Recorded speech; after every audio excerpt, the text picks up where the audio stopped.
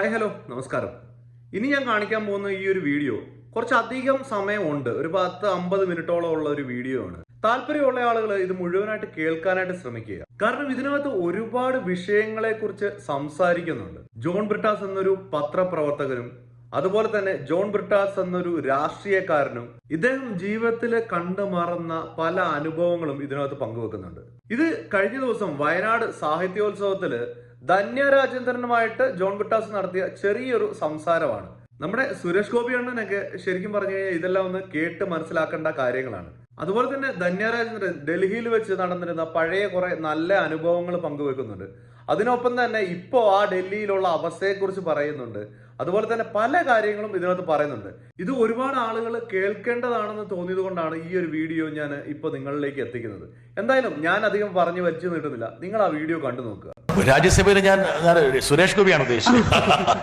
എനിക്ക് ആകെ ഓർമ്മയുള്ള ഒരു വണ്ടിയുടെ നമ്പർ എന്ന് പറയുന്നത് ഞാൻ അന്നാദ്യം ഉപയോഗിച്ച DDN 6815 ബജാജ് സൂപ്പർ സ്കൂട്ടർ. പുലർക്കാലത്ത് ഒരു അംബാസഡർ കാറിൽ ഞങ്ങള് മാധ്യമപ്രവർത്തകർ തിങ്ങി ഇരുന്ന് ഈ പറഞ്ഞ കോടമഞ്ഞിനെ വകഞ്ഞു മാറ്റി ഇങ്ങനെ അയോധ്യയിലേക്ക് പോകുമ്പോൾ എന്റെ മനസ്സിലൊക്കെ ഇന്ത്യ എന്നുള്ള മഹാരാജ്യത്തിന്റെ മതനിരപേക്ഷതയെ താങ്ങി നിർത്തുന്ന ഒരു പ്രതീകമാണ് ഈ 500 വർഷം പഴക്കമുള്ള ബാബറി മസ്ജിദ്. 20 വർഷം മുമ്പുള്ള ടൈംസ് ഓഫ് ഇന്ത്യയും ഇന്നത്തെ ടൈംസ് ഓഫ് ഇന്ത്യയും തമ്മിലുള്ള അന്തരമാണ് 20 വർഷം മുമ്പുള്ള ഇന്ത്യയുടെ ഇന്ത്യയും ഇന്നത്തെ ഇന്ത്യയും തമ്മിലുള്ള വ്യത്യാസം. നിങ്ങൾ എന്തിനാണ് ഈ മുസ്ലിങ്ങൾക്ക് വേണ്ടി ഇത്രത്തോളം സംസാരിക്കുന്നത്?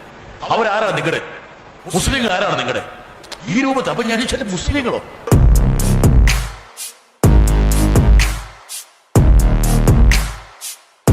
ഞാനെന്നുള്ള വ്യക്തിയെ രൂപപ്പെടുത്തുന്നതിൽ ഏറ്റവും വലിയ സംഭാവന വഹിച്ചത് ഡൽഹിയാണ്. പക്ഷെ ഇന്നത്തെ ഡൽഹി അല്ല, അന്നത്തെ ഡൽഹി. ഞാനൊരു വിദ്യാർത്ഥിയായിരുന്ന സമയത്തോ അല്ലൊരു ജേർണലിസ്റ്റ് ആയിരുന്ന സമയത്തുള്ള ഡൽഹി എന്ന് പറഞ്ഞാൽ ഇന്നത്തെ ഡൽഹിയേക്കാളും വിശാലമായ ഡൽഹിയാണ്. ഞാൻ വിശാലം എന്ന് ഉദ്ദേശിക്കുന്നത് ജോഗ്രഫിയുടെ അടിസ്ഥാനപ്പെടുത്തിയിട്ടല്ല, മാനസികമായ ഒരു വിശാലത ഡൽഹിക്കുണ്ടായിരുന്നു. ഇഷ്ടമുള്ളവർക്ക് ഇഷ്ടമുള്ളത് ചെയ്യാൻ, ഇഷ്ടമുള്ളവർക്ക് ഇഷ്ടമുള്ളത് ഭക്ഷിക്കാൻ, ഇഷ്ടവേഷം കഴിക്കാൻ, ഇഷ്ട പരിപാടിയിൽ പങ്കെടുക്കാൻ. അങ്ങനെ ഇപ്പൊ ജയലൂലൊക്കെ പഠിച്ചിരുന്ന സമയത്ത് എനിക്ക് ഇപ്പോഴും ഓർമ്മയുണ്ട്, ലോകത്തിന്റെ ഏത് മൂലയിൽ എന്ത് സംഭവം നടന്നാലും ഞങ്ങൾ വിദ്യാർത്ഥികൾ വൈകുന്നേരവും രാത്രിയൊക്കെ ചിലപ്പോൾ 2 മണി പുലർച്ചെ 3 മണി പുലർച്ചെ വരെ ആൾക്കാർ ചർച്ച ചെയ്യും. ലിബിയൻ ഡെവലപ്മെന്റ്സ്, ഇദി അമീനെ കുറിച്ചുള്ളത്, എന്തെല്ലാം കാര്യങ്ങൾ അവിടെ ചർച്ച ചെയ്തുകൊണ്ടിരിക്കുന്നു. പക്ഷെ ഇപ്പോൾ ആ ഇടങ്ങളെല്ലാം ഇങ്ങനെ ചുരുങ്ങി ചെറിയ വളരെ സങ്കുചിതമായിട്ടുള്ള കള്ളികളായി. ഒരുപക്ഷെ തന്നെ പറഞ്ഞ വളരെ കറക്റ്റാണ്. ഞാനെന്നുള്ള മാധ്യമ പ്രവർത്തകനെ അല്ലെങ്കിൽ ഒരു പൊതുപ്രവർത്തകനെ രൂപപ്പെടുത്തുന്നതിൽ വലിയ പങ്ക് വഹിച്ചത് ഡൽഹിയാണ്. ഭാഷാപരമായിട്ടുള്ളത് ഹിന്ദി എനിക്ക് ഇപ്പോഴും അത്ര വലിയൊരു വശമൊന്നുമില്ല. അല്ല, ഞാൻ ഭാഷ മാത്രം ഉദ്ദേശിച്ചല്ല, ഡൽഹിയുടെ ഒരു സംസ്കാരം കൂടി ഉണ്ടല്ലോ. തീർച്ചയായിട്ടും.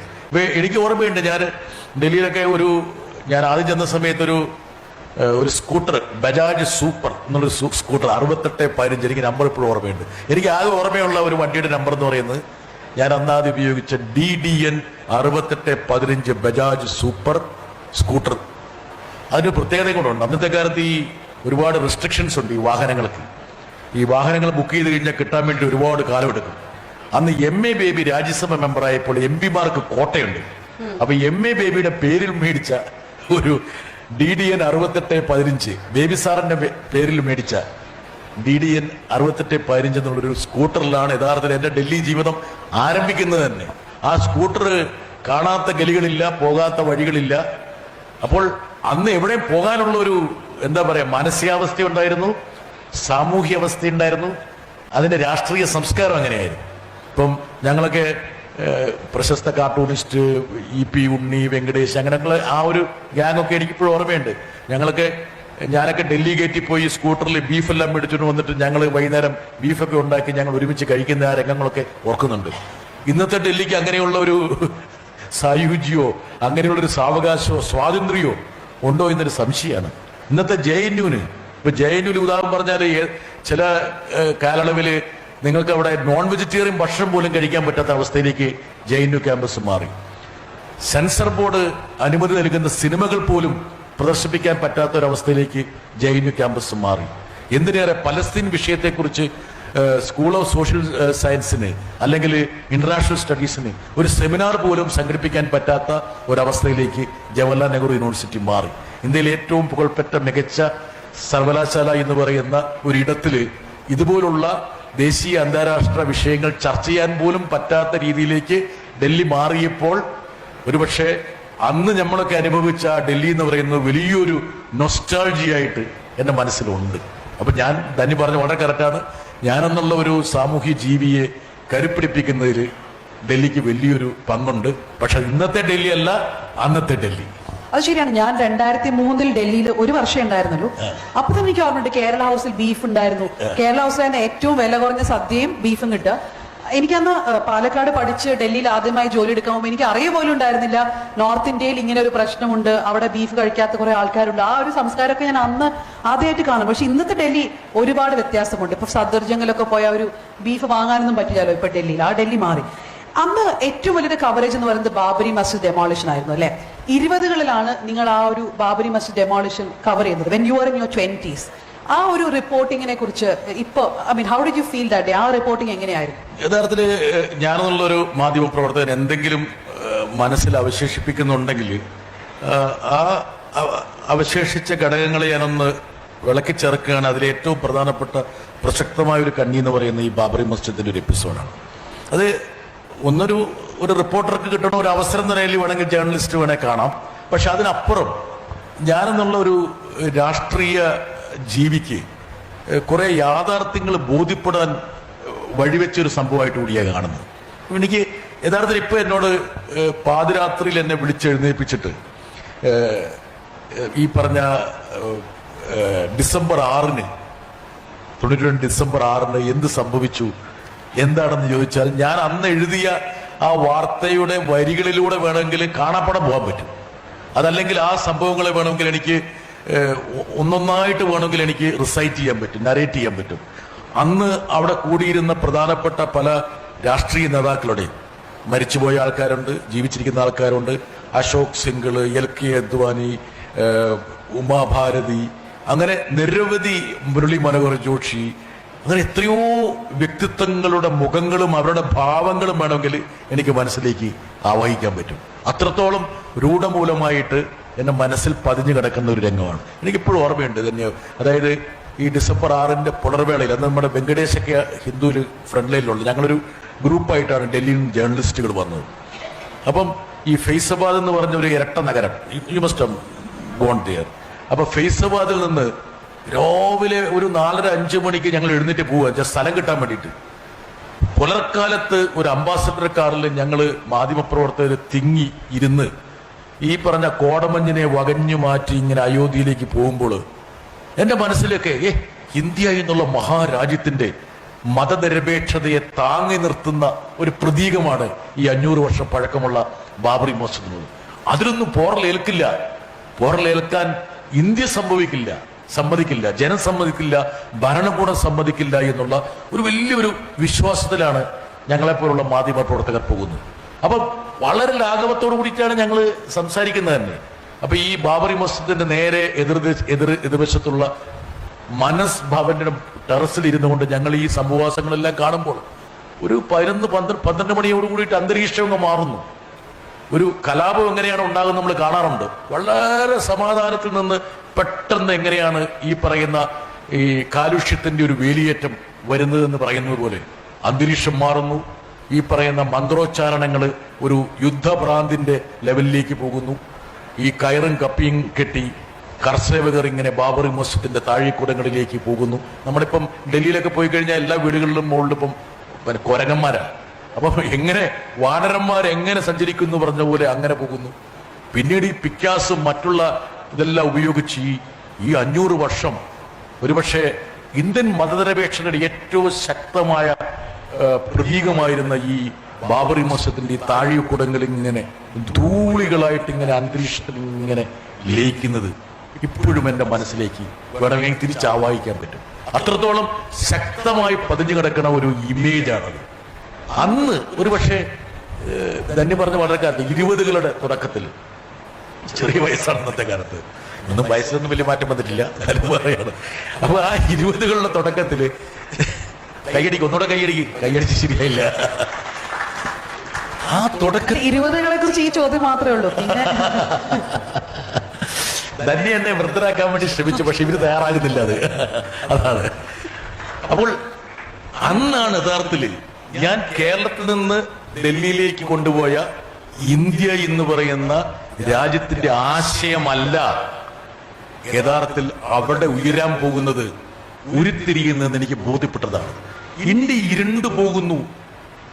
ഞാൻ അന്ന് എഴുതിയ വരികൾ തന്നെ എനിക്കിപ്പോഴുണ്ട്. ഈ പുലർക്കാലത്തൊക്കെ പോയത് ഉള്ള യാത്ര മതനിരപേക്ഷ ഇന്ത്യയുടെ ചരമക്കുറിപ്പ് എഴുതാൻ വേണ്ടിയായിരുന്നു എന്ന് ഞാൻ ഒരിക്കലും നനച്ചിരുന്നില്ല എന്നാണ് ഞാൻ എഴുതിയ വാക്കുകൾ. യഥാർത്ഥത്തിൽ ആ ഒരു സംഭവമല്ലേ യഥാർത്ഥത്തിൽ ഇന്ത്യയെ മാറ്റിമറിച്ചത്. ഇന്നത്തെ ഇന്ത്യയിലേക്കുള്ള ആദ്യത്തെ പ്രധാനപ്പെട്ട കവാടമെന്ന് പറയുന്നത് ബാബറി മസ്ജിദ് ആയിരുന്നില്ലേ? ആ ധൂളികളല്ലേ യഥാർത്ഥത്തിൽ ഇന്ത്യൻ രാഷ്ട്രീയത്തിൽ ഇതുപോലുള്ള ഒരു സംഭവവാസങ്ങൾക്ക് വഴിവെച്ചത്. ഞാനെന്നുള്ള മാധ്യമ പ്രവർത്തകന് ഒരുപക്ഷെ ഒരു പ്രവചന സ്വഭാവം ഉണ്ട് എന്ന് എനിക്ക് തിരിച്ചറിഞ്ഞത് അന്നത്തെ ആ സംഭവത്തിൽ. അന്ന് എഴുതിയ വരികളൊക്കെ കറക്റ്റായിട്ട് ഭവിച്ചു. അതൊക്കെയാണ് യഥാർത്ഥത്തിൽ ഇന്ത്യൻ രാഷ്ട്രീയത്തിൽ പിന്നീട് സംഭവിച്ചു എന്നുള്ളത് ദൗർഭാഗ്യകരമായി ഞാൻ അയവിറക്കുന്ന ഒരു സംഭവമാണ്. പക്ഷെ ഇതിനെ കുറിച്ച് സംസാരിക്കുമ്പോൾ യു ആർ സെയിങ് ദാറ്റ് അങ്ങനെ സംഭവിക്കും എന്ന് ഞാൻ വിചാരിച്ചില്ല. ഇത് ഇന്ത്യ തടയും, ഇന്ത്യയിലെ ജനങ്ങൾക്ക് സമ്മതിപ്പിക്കുമോ എന്ന് വിചാരിച്ചിട്ടാണ് അയോധ്യയിലേക്ക് പോയത് എന്ന്. പക്ഷെ അന്ന് ഈ ബാബറി മസ്ജിദ് ഡെമോളിഷന് ശേഷം ഇന്ത്യൻ മാധ്യമങ്ങൾ അത് ഒരുപാട് എതിർത്തു.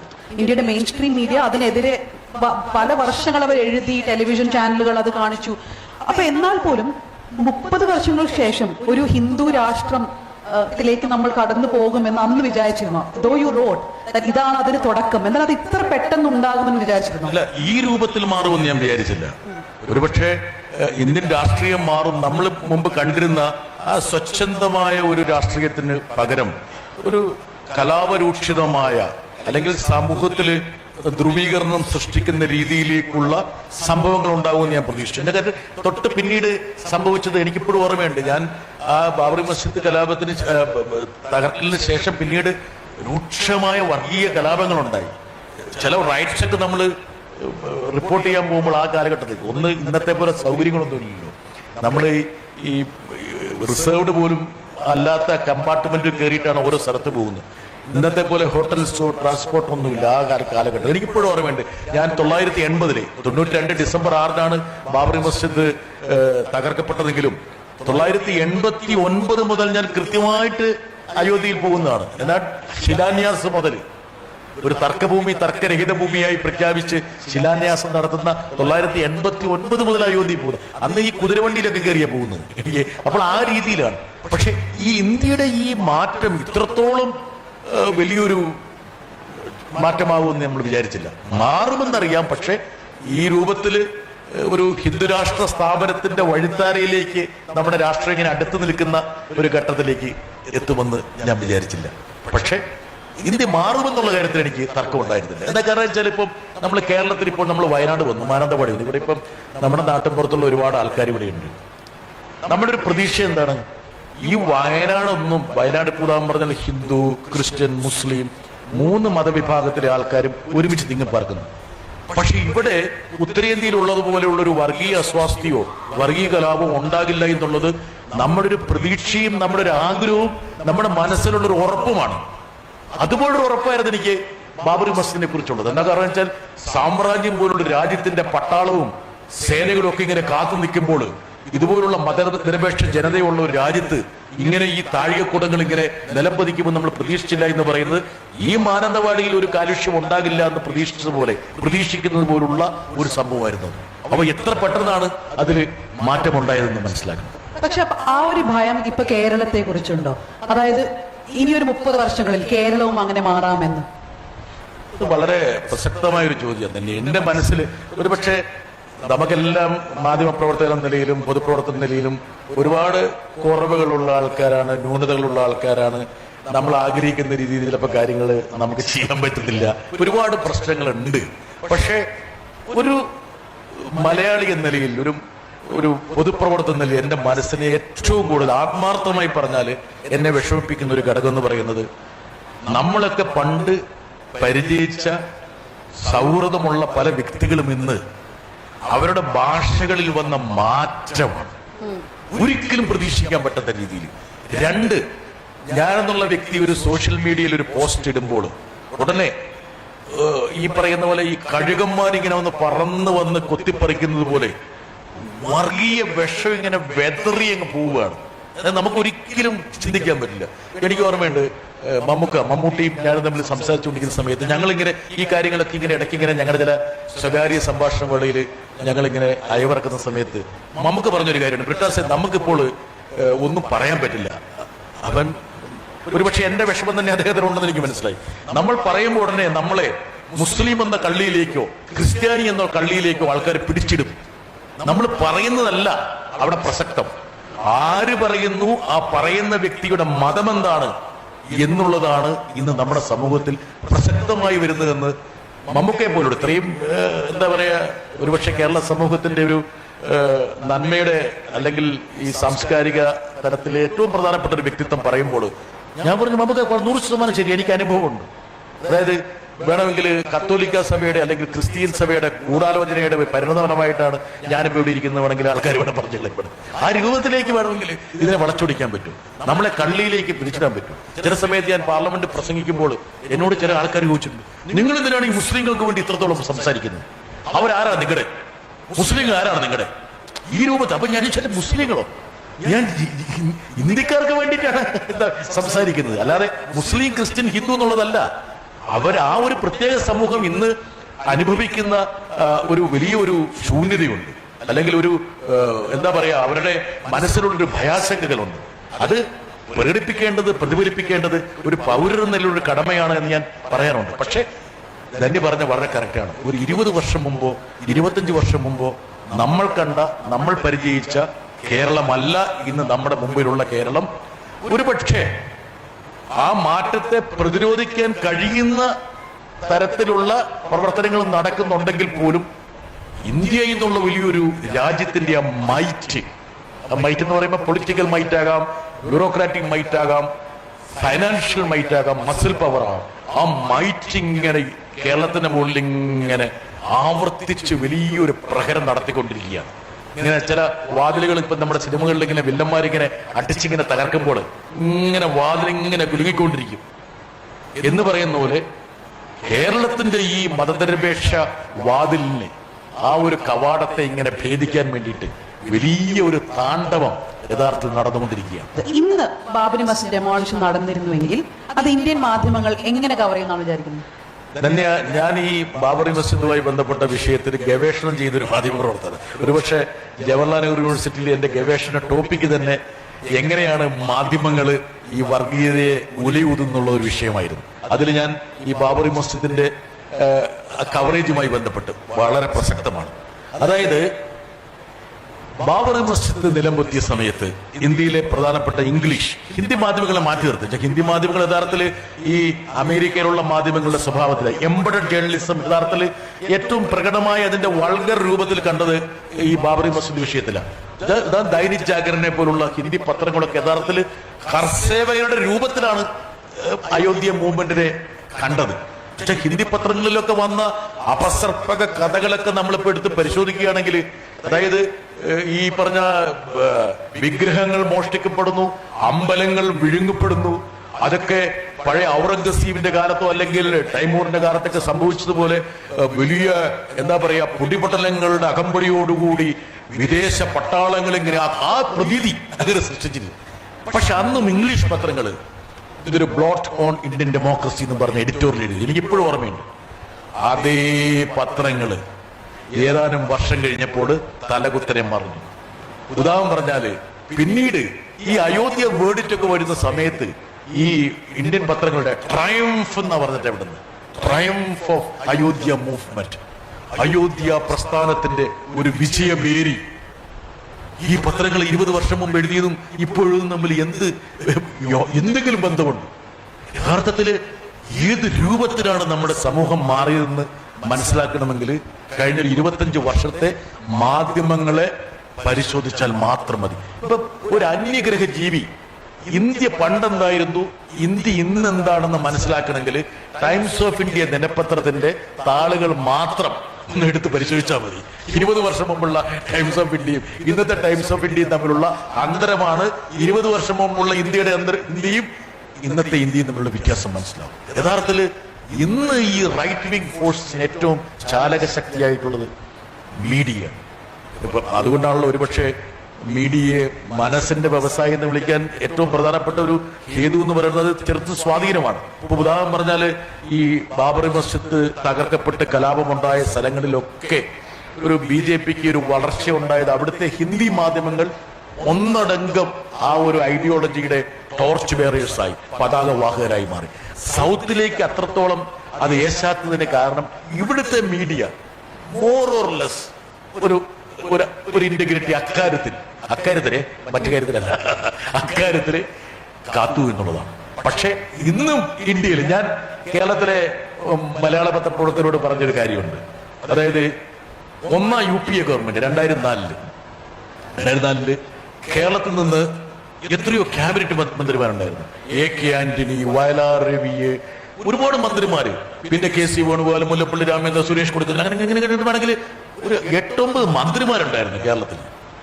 ആ മന്ത്രിമാർക്കെല്ലാം കിട്ടിയ കവറേജിനേക്കാൾ കൂടുതൽ കവറേജ് കഴിഞ്ഞ മോഡി ഗവൺമെന്റില് ഒരു സഹമന്ത്രിയായിരുന്ന ഒരു വ്യക്തിക്ക് കേരളത്തിലെ മാധ്യമങ്ങൾ നൽകി. അദ്ദേഹത്തിന് സ്വതന്ത്രമായിട്ടൊരു വകുപ്പ് പോലും ഉണ്ടായിരുന്നില്ല, ഒരു സഹമന്ത്രി സ്ഥാനം മാത്രമാണ്. അതായത് ക്യാബിനറ്റ് മന്ത്രിമാരടക്കം 1/2 ഡസനിലേറെ മന്ത്രിമാർക്ക് കേരള മാധ്യമങ്ങൾ നൽകിയ കവറേജിനേക്കാൾ കൂടുതൽ കവറേജ് ഒരു സഹമന്ത്രിക്ക്, BJP ഗവൺമെന്റിലുണ്ടായ ഒരു സഹമന്ത്രിക്ക് കേരളത്തിലെ മാധ്യമങ്ങൾ നൽകി. കേരളത്തിലെ മാധ്യമങ്ങൾ എത്ര കണ്ട് വ്യതിചലിച്ചു, മാറി എന്നുള്ളത് മനസ്സിലാക്കണമെങ്കിൽ ഈ ഒരു ദൃഷ്ടാന്തം മാത്രം എടുത്ത് പരിശോധിച്ചാൽ മതിയെന്ന് ഞാൻ എന്റെ മാധ്യമ സുഹൃത്തുക്കളോട് പലപ്പോഴും പറയാറുണ്ട്. ഇപ്പോ നിങ്ങൾ തുടങ്ങിയത് ദേശാഭിമാനിയിലാണ്, പിന്നീട് കൈരടി, കുറച്ചു കാലം ഏഷ്യാനെറ്റ്. അപ്പൊ പാർട്ടിയുടെ 2 മാധ്യമ സ്ഥാപനങ്ങളിലാണ് പ്രധാനമായിട്ട് ജോലി എടുത്തത്. അതിന് ലിമിറ്റേഷൻസ് എന്തായിരുന്നു? അതായത് എത്രത്തോളം ഇൻഡിപെൻഡന്റ് ആയിട്ട് വർക്ക് ചെയ്യാൻ പറ്റുമെങ്കിലും അതിന്റെ ലിമിറ്റേഷൻസ് ഉണ്ട്. പാർട്ടിയുടെ ഒരു പെർവ്യൂവിന് പുറത്തേക്ക് പോകാൻ പറ്റില്ല. So how do look back at that? ഒരു പക്ഷേ എന്നോട് ഇത് ഞാൻ വേറൊരു ലെവലിലിട്ട് സംസാരിക്കാവേ. അതായത് ഞാൻ രാജ്യസഭ MP ആയ സമയത്ത് എന്നോട് ചോദിച്ചു, മാധ്യമപ്രവർത്തനത്തിന്റെ പിന്നെ രാഷ്ട്രീയത്തിലേക്ക് വലിയ വൈരുദ്ധ്യമല്ലേ, ഈ വൈരുദ്ധ്യത്തെ എങ്ങനെ നിങ്ങൾ കൈകാര്യം ചെയ്യും എന്ന് പറഞ്ഞു. അപ്പൊ ഞാൻ പറഞ്ഞു, ഒരുപക്ഷെ ഇതെന്താണെന്ന് മനസ്സിലാക്കാത്തതുകൊണ്ടാണ് നിങ്ങൾ ചോദിക്കുന്നതെന്ന് ഞാൻ പറഞ്ഞു. എന്താ കാരണം എന്ന് വെച്ചാൽ ഇത് രണ്ടും കോംപ്ലിമെന്ററിയാണ്. മാധ്യമപ്രവർത്തനവും പൊളിറ്റിക്സ് ഉദ്ദേശിക്കുന്നത് തന്നെയാ ഒരു രാഷ്ട്രീയ പാർട്ടിക്ക് വേണ്ടി ദൈനംദിനം മുദ്രാവാക്യം വിളിക്കലും മാത്രമല്ല, സമൂഹത്തോടുള്ള നമ്മുടെ ഒരു പ്രതിബദ്ധതയാണ് പൊളിറ്റിക്സ് എന്ന് പറയുന്നത്. നമ്മുടെ സം ടോട്ടൽ ഓഫ് അവർ റിയാക്ഷനാണ്. അതൊരു സിറ്റിസൺ എന്ന നിലയിൽ നമ്മൾ ചെയ്യേണ്ട ദൗത്യമാണ് ഒരു പക്ഷേ പൊളിറ്റിക്സ് എന്ന് പറയുന്നത്. അതൊക്കെ മാറിയിരിക്കുക. ഇനി ഞാൻ എന്റെ ചോദ്യത്തിന്റെ ഇതിലേക്ക് വരുന്നതിന് മുമ്പ് ഒരു എടുക്കുകയാണ്. ഇന്ത്യയിലെ ഏറ്റവും മികച്ച ജേർണലിസ്റ്റുകൾ ആരായിരുന്നു? കറകളഞ്ഞ രാഷ്ട്രീയക്കാരായിരുന്നു. ഇന്ന് ആരോട് ചോദിച്ചാലും പറയും ഇന്ത്യയിലെ ഏറ്റവും മികച്ച ജേർണലിസ്റ്റ് എന്ന് പറയുന്നത് വേണേൽ മഹാത്മാഗാന്ധിയോ BR അംബേദ്കറോ, എന്തിനേറെ 3 ഭാഷകളിൽ മാധ്യമപ്രവർത്തനം നടത്തിയ ഭഗത് സിംഗും ആയിരുന്നിട്ടോ. അതായത് വളരെ കുറച്ചു കാലയളവ് അദ്ദേഹം ജീവിച്ചുള്ളെങ്കിൽ പോലും 3 ലാംഗ്വേജിൽ അദ്ദേഹം മാധ്യമപ്രവർത്തനം നടത്തി. ഏറ്റവും മികച്ച ജേർണലിസ്റ്റുകൾ ഒരാളായിരുന്നു കാൾ മാർക്സ്. അദ്ദേഹം യൂറോപ്പില് ഒരു അമേരിക്കൻ പ്രസിദ്ധീകരണത്തിന് വേണ്ടിയിട്ട് 8 വർഷം യൂറോപ്പിന്റെ ബ്യൂറോ ചീഫായിട്ട് പ്രവർത്തിച്ചു. ഇനി കേരളത്തിലേക്ക് വരിക. കേരളത്തിലെ ഏറ്റവും മികച്ച മാധ്യമ പ്രവർത്തകർ KP കേശവൻ എടുക്കുക, K ബാലകൃഷ്ണൻ എടുക്കുക, സ്വദേശി ശിവകുമാരൻ എടുക്കുക, ആരെ എടുക്കൂ? മികച്ച രാഷ്ട്രീയക്കാരായിരുന്നു. എന്നാണോ നമ്മുടെ മാധ്യമ രംഗത്ത് നിന്ന് രാഷ്ട്രീയം ചോർന്നു പോയത്, അന്നാണ് ഈ മാധ്യമ പ്രവർത്തനം താഴേക്ക് കൂപ്പുകുത്തിയത്. അതാണ് യഥാർത്ഥത്തിലുള്ള അവസ്ഥ. എന്നാണോ മാധ്യമ പ്രവർത്തകർക്ക് രാഷ്ട്രീയ ബോധം നഷ്ടപ്പെട്ടത്, അന്നാണ് മാധ്യമ മേഖലയുടെ ആത്മാവ് നഷ്ടപ്പെട്ടത്. ഇനി ഞാൻ തിരിച്ചു വരാം ഒന്നും കൂടി. അതായത് എനിക്കൊരു കാര്യം ആഡ് ചെയ്യണം.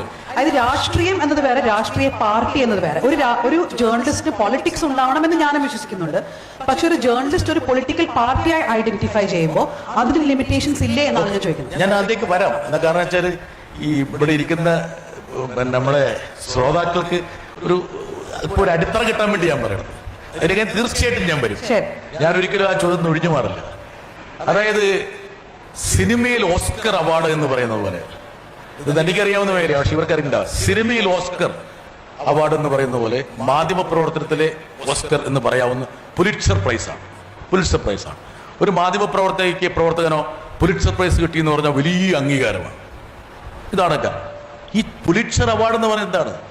അമേരിക്കയിലെ കറകളഞ്ഞ രാഷ്ട്രീയക്കാരനായ ജോസഫ് പുലിറ്റ്സർ, ഡെമോക്രാറ്റിക് പാർട്ടിയുടെ നേതാവായിരുന്ന ജോസഫ് പുലിറ്റ്സറുടെ പേരിലുള്ളതാണ് ഈ പുലിറ്റ്സർ അവാർഡ്.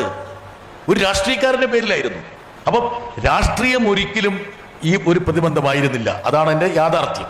ഇനി ഇപ്പം ഇന്ത്യൻ മാധ്യമ പ്രവർത്തനത്തിലെ തന്നെ പ്രധാനപ്പെട്ട വ്യക്തികൾക്കൊക്കെ കരകളഞ്ഞ രാഷ്ട്രീയമുണ്ട്. ഇനി ഇതിലേക്ക് വരാം. അതായത് എങ്ങനെയാണ് ഒരുപക്ഷെ ഒരു പാർട്ടിയുടെ നിയന്ത്രണത്തിലോ അല്ലെങ്കിൽ അതിൻ്റെ ഒരു ഏതെങ്കിലും രൂപത്തിലുള്ള ഒരു മാധ്യമ പ്രവർത്തനം. പക്ഷെ എനിക്ക് സത്യസന്ധമായി പറഞ്ഞാൽ ഞാൻ ഇടതുപക്ഷവുമായി ബന്ധപ്പെട്ട മാധ്യമ പ്രവർത്തനത്തിലും ഭാഗവാക്കായിട്ടുണ്ട്, അപ്പുറത്തും ഭാഗവാക്കായിട്ടുണ്ട്. എനിക്ക് അതിൽ വലിയൊരു വ്യത്യാസം തോന്നിയിട്ടില്ല. എന്ന കാരണം എന്ന് വെച്ചാൽ ഒരുപക്ഷെ ഈ മലയാളിക്ക് ഒരു ചെറിയ പ്രശ്നമാണ്. മലയാളിക്ക് ഉദ്ദേശിക്കുന്നത് പ്രശ്നമായിട്ടില്ല ഞാൻ പറയണം, നമ്മുടെയൊക്കെ മനസ്സിലേക്ക് പെട്ടെന്ന് വരുന്ന, നമ്മുടെ മനസ്സിൽ ഉള്ള ഏക പക്ഷപാതിത്വം എന്ന് പറയുന്നത്, ബയസ് എന്ന് പറയുന്നത് നമ്മൾ കാണുന്ന പൊളിറ്റിക്സാണ്. പക്ഷേ പൊളിറ്റിക്സ് എന്നുള്ളതിനേക്കാൾ, അതിനെ ബയസായിട്ട് ഞാൻ കാണുന്നില്ല, അതിൻ്റെ അപ്പുറത്തുള്ള ഒരുപാട് പക്ഷപാതങ്ങൾ നമ്മുടെ മാധ്യമപ്രവർത്തകരുടെ മനസ്സിലുണ്ട്. ജാതിയുടെ, മതത്തിൻ്റെ, വർഗപരമായ താല്പര്യങ്ങളുടെ ഒരുപാട് പക്ഷപാതിത്വങ്ങൾ പേറിയിട്ടാണ് മാധ്യമപ്രവർത്തനം നടക്കുന്നത്. ഏറ്റവും പ്രധാനപ്പെട്ട പക്ഷപാതിത്വം ഇന്ന് മാധ്യമ മേഖലയിലെ കോർപ്പറേറ്റ് മൂലധനമാണ്. ഇന്ന് എന്തുകൊണ്ടാണ് ടൈംസ് ഓഫ് ഇന്ത്യയിലെ, ഹിന്ദുസ്ഥാൻ ടൈംസിലെയും ഒരു പത്രപ്രവർത്തകനോ ധന്യയെ പോലെ ധൈര്യത്തോടെ ഒരു വാർത്ത കൊടുക്കാൻ പറ്റാത്തത് എന്തുകൊണ്ടാണ്? ആ കോർപ്പറേറ്റിന്റെ പക്ഷപാതിത്വം ആ മാധ്യമ സ്ഥാപനത്തിൽ ഇങ്ങനെ തിളക്കിയാണ്. എന്തിനു വേണ്ടി തിളക്കണം? സാമ്പാർ എന്ന് പറഞ്ഞ പോലെ അത്രത്തോളം പക്ഷപാതിത്വം അവിടെയുണ്ട്. അപ്പൊ ഈ പക്ഷപാതിത്വങ്ങളുടെ പട്ടിക എടുത്തു കഴിഞ്ഞാൽ ഒരുപക്ഷെ ഒരു രാഷ്ട്രീയ വീക്ഷണമുള്ള സ്ഥാപനത്തിന്റെ പക്ഷപാതിത്വം അതിനേക്കാൾ വളരെ കുറവാണെന്ന് ഞാൻ തറപ്പിച്ച് പറയും. അതാണ് എൻ്റെ യാഥാർത്ഥ്യം. പിന്നെ വേറൊന്ന്, ചില ആൾക്കാരിനോട് ചോദിക്കാറുണ്ട്, അതായത് പൊളിറ്റിക്സ് നിങ്ങൾക്കൊരു ഞാൻ ഇത് വളരെ സത്യസന്ധമായ ഒരു സംഭാഷണം എന്നുള്ള പറയുകയാണ്. ഞാൻ ഒരു ഇടതുപക്ഷ രാഷ്ട്രീയം സ്വീകരിച്ചത് എന്നെ ആരും നിർബന്ധിച്ചിട്ടല്ല, അതെൻ്റെ ചോയ്സായിരുന്നു. ഒരുപക്ഷെ ഞാൻ വളർന്നു വന്ന ഗ്രാമത്തിൻ്റെ ഒരു രാഷ്ട്രീയം എന്ന് പറയുന്നത് ഇടതുപക്ഷ രാഷ്ട്രീയമല്ല. പക്ഷേ എങ്കിൽ പോലും ഏതോ ഒരു ഘട്ടത്തിൽ വെച്ച് ഞാനൊരു ഇടതുപക്ഷ രാഷ്ട്രീയത്തിലേക്ക് മാറിയെങ്കിൽ അതെൻ്റെ ചോയ്സായിരുന്നു. രണ്ടാമത്തെ കാര്യം, ഒരുപക്ഷെ എൻ്റെ പൊളിറ്റിക്സ് എനിക്ക് ദൂരക്കാഴ്ച നൽകുന്ന ഒരു അധിക വാതായനമായിട്ടാണ് ഞാൻ കാണുന്നത്, സ്വാഭാവികമായിട്ടും. ഉദാഹരണം, ഞാൻ ഇന്ന് പാർലമെന്റിൽ നിന്ന് സംസാരിക്കുമ്പോൾ ഒരുപക്ഷെ ഇന്ത്യയുടെ യാഥാർത്ഥ്യങ്ങളെ കുറേയും കൂടി സ്പഷ്ടമായി കാണാൻ എനിക്ക് സഹായകമാകുന്നത് എൻ്റെ ഇടതുപക്ഷ രാഷ്ട്രീയമാണെന്ന് ഞാൻ തറപ്പിച്ച് പറയും. ഒരുപക്ഷെ ആ ഇടതുപക്ഷ രാഷ്ട്രീയമോ അല്ലെങ്കിൽ മാധ്യമപ്രവർത്തനത്തിൻ്റെ ആ പശ്ചാത്തലവും ഇല്ലാത്ത ഒരു MP ഒരു പ്രത്യേക സംഭവത്തെ കാണുന്നതിനേക്കാൾ കൂടുതൽ സ്പഷ്ടമായിട്ട് സൂക്ഷ്മമായിട്ട് ഒരു വിഷയത്തെ എനിക്ക് കാണാൻ പറ്റുന്നുണ്ട്. ഇപ്പം ഇവിടെ ഒരു ചെറിയൊരു സംഭവം നടക്കുമ്പോൾ ആ സംഭവത്തിലെ കഥാപാത്രങ്ങളെ ഞാൻ പെട്ടെന്ന് നോക്കും. ഉദാഹരണം, ഒരു ഓട്ടോറിക്ഷ ഡ്രൈവറും വലിയ ഒരു മുതലാളിയും തമ്മിൽ തർക്കം നടക്കുന്നു. എനിക്ക് ഒരു ഇടതുപക്ഷ മനസ്സുണ്ടെങ്കിൽ ഞാൻ ആ ഓട്ടോറിക്ഷ ഡ്രൈവറുടെ പ്രശ്നം എന്താണെന്ന് ആദ്യം പരിശോധിച്ച് നോക്കും. പക്ഷേ മനസ്സിൽ വർഗപരമായ പക്ഷപാതിത്വമുള്ള ഒരു കോർപ്പറേറ്റ് പക്ഷപാതിത്വമുള്ള ഒരു മാധ്യമപ്രവർത്തകൻ എങ്ങനെയായിരിക്കും എന്നറിയോ? ഓട്ടോ ഡ്രൈവറുടെ തെമ്മാടിത്തം, അതായിരിക്കും അന്നത്തെ ബ്രേക്കിംഗ് ന്യൂസ്. ഇതാണ് ഒരു പക്ഷേ ഒരു മാധ്യമപ്രവർത്തകന് രാഷ്ട്രീയം വേണം, ദൂരക്കാഴ്ച വേണം, പ്രത്യയശാസ്ത്രം വേണമെന്ന് പറയാൻ എന്നെ പ്രേരിപ്പിക്കുന്നത്. ഇന്ത്യൻ മാധ്യമ മേഖലയെ കരുപ്പിടിപ്പിച്ച എല്ലാ വിശാരദന്മാർക്കും പ്രകടമായ രാഷ്ട്രീയമുണ്ട്.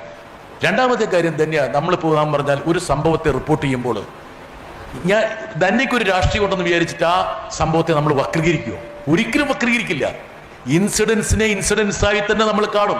അതുകൊണ്ടാണല്ലോ നമ്മൾ മാധ്യമ പ്രവർത്തനത്തിൽ പറയുന്നത്, ആരാ പറഞ്ഞ പോലെ ന്യൂസ് സാക്രസന്റ് ആണ്, വ്യൂസ് പേഴ്സണലാണ് എന്ന്. ന്യൂസിനെ ന്യൂസായി കാണുകയും അതേസമയം അത് സംബന്ധിച്ചുള്ള വ്യാഖ്യാനത്തെ നമ്മുടേതായ സ്വന്തമായ ഒരു ആശയത്തിന്റെ പശ്ചാത്തലത്തിൽ കാണുകയും ചെയ്തതിന് പറയാനുള്ള കാരണം അതാണ്. അതുകൊണ്ട് എനിക്ക് വലിയൊരു വ്യത്യാസം അനുഭവപ്പെട്ടിട്ടില്ലാത്ത മാത്രമല്ല, ഒരുപക്ഷെ കുറേയും കൂടി ഒരു സ്വാതന്ത്ര്യം എനിക്ക് അത് തന്നിട്ടുണ്ടെന്ന് വിശ്വസിക്കുന്ന ഒരാളാണ് ഞാൻ. ഒന്നും കൂടി പറയാം, അതായത് ഇറാഖ് യുദ്ധകാലത്ത് അന്ന് ബാഗ്ദാദിൽ പോകാൻ ഭാഗ്യം ലഭിച്ച ഒരു മാധ്യമപ്രവർത്തനം. ഒരുപക്ഷെ എനിക്ക് തോന്നുന്നു അന്ന് ബാഗ്ദാദിൽ ആദ്യം ലാൻഡ് ചെയ്ത് ഒരു ഇന്ത്യൻ ജേർണലിസ്റ്റ് ഞാനായിരുന്നു. ആദ്യം ലാൻഡ് ചെയ്ത് എനിക്ക് ഇന്നും തിരിഞ്ഞു നോക്കുമ്പോൾ ഒരു സംതൃപ്തിയുണ്ട്. എന്താ കാരണം എന്ന് വെച്ചാൽ ഇന്ത്യയിലെ ലോകത്തിലെ എല്ലാ ടെലിവിഷൻ ചാനലുകളുടെയും ബ്രേക്കിംഗ് ന്യൂസ് ഡെമോക്രസിക്ക് വേണ്ടിയുള്ളൊരു പോരാട്ടം എന്നുള്ളതായിരുന്നു.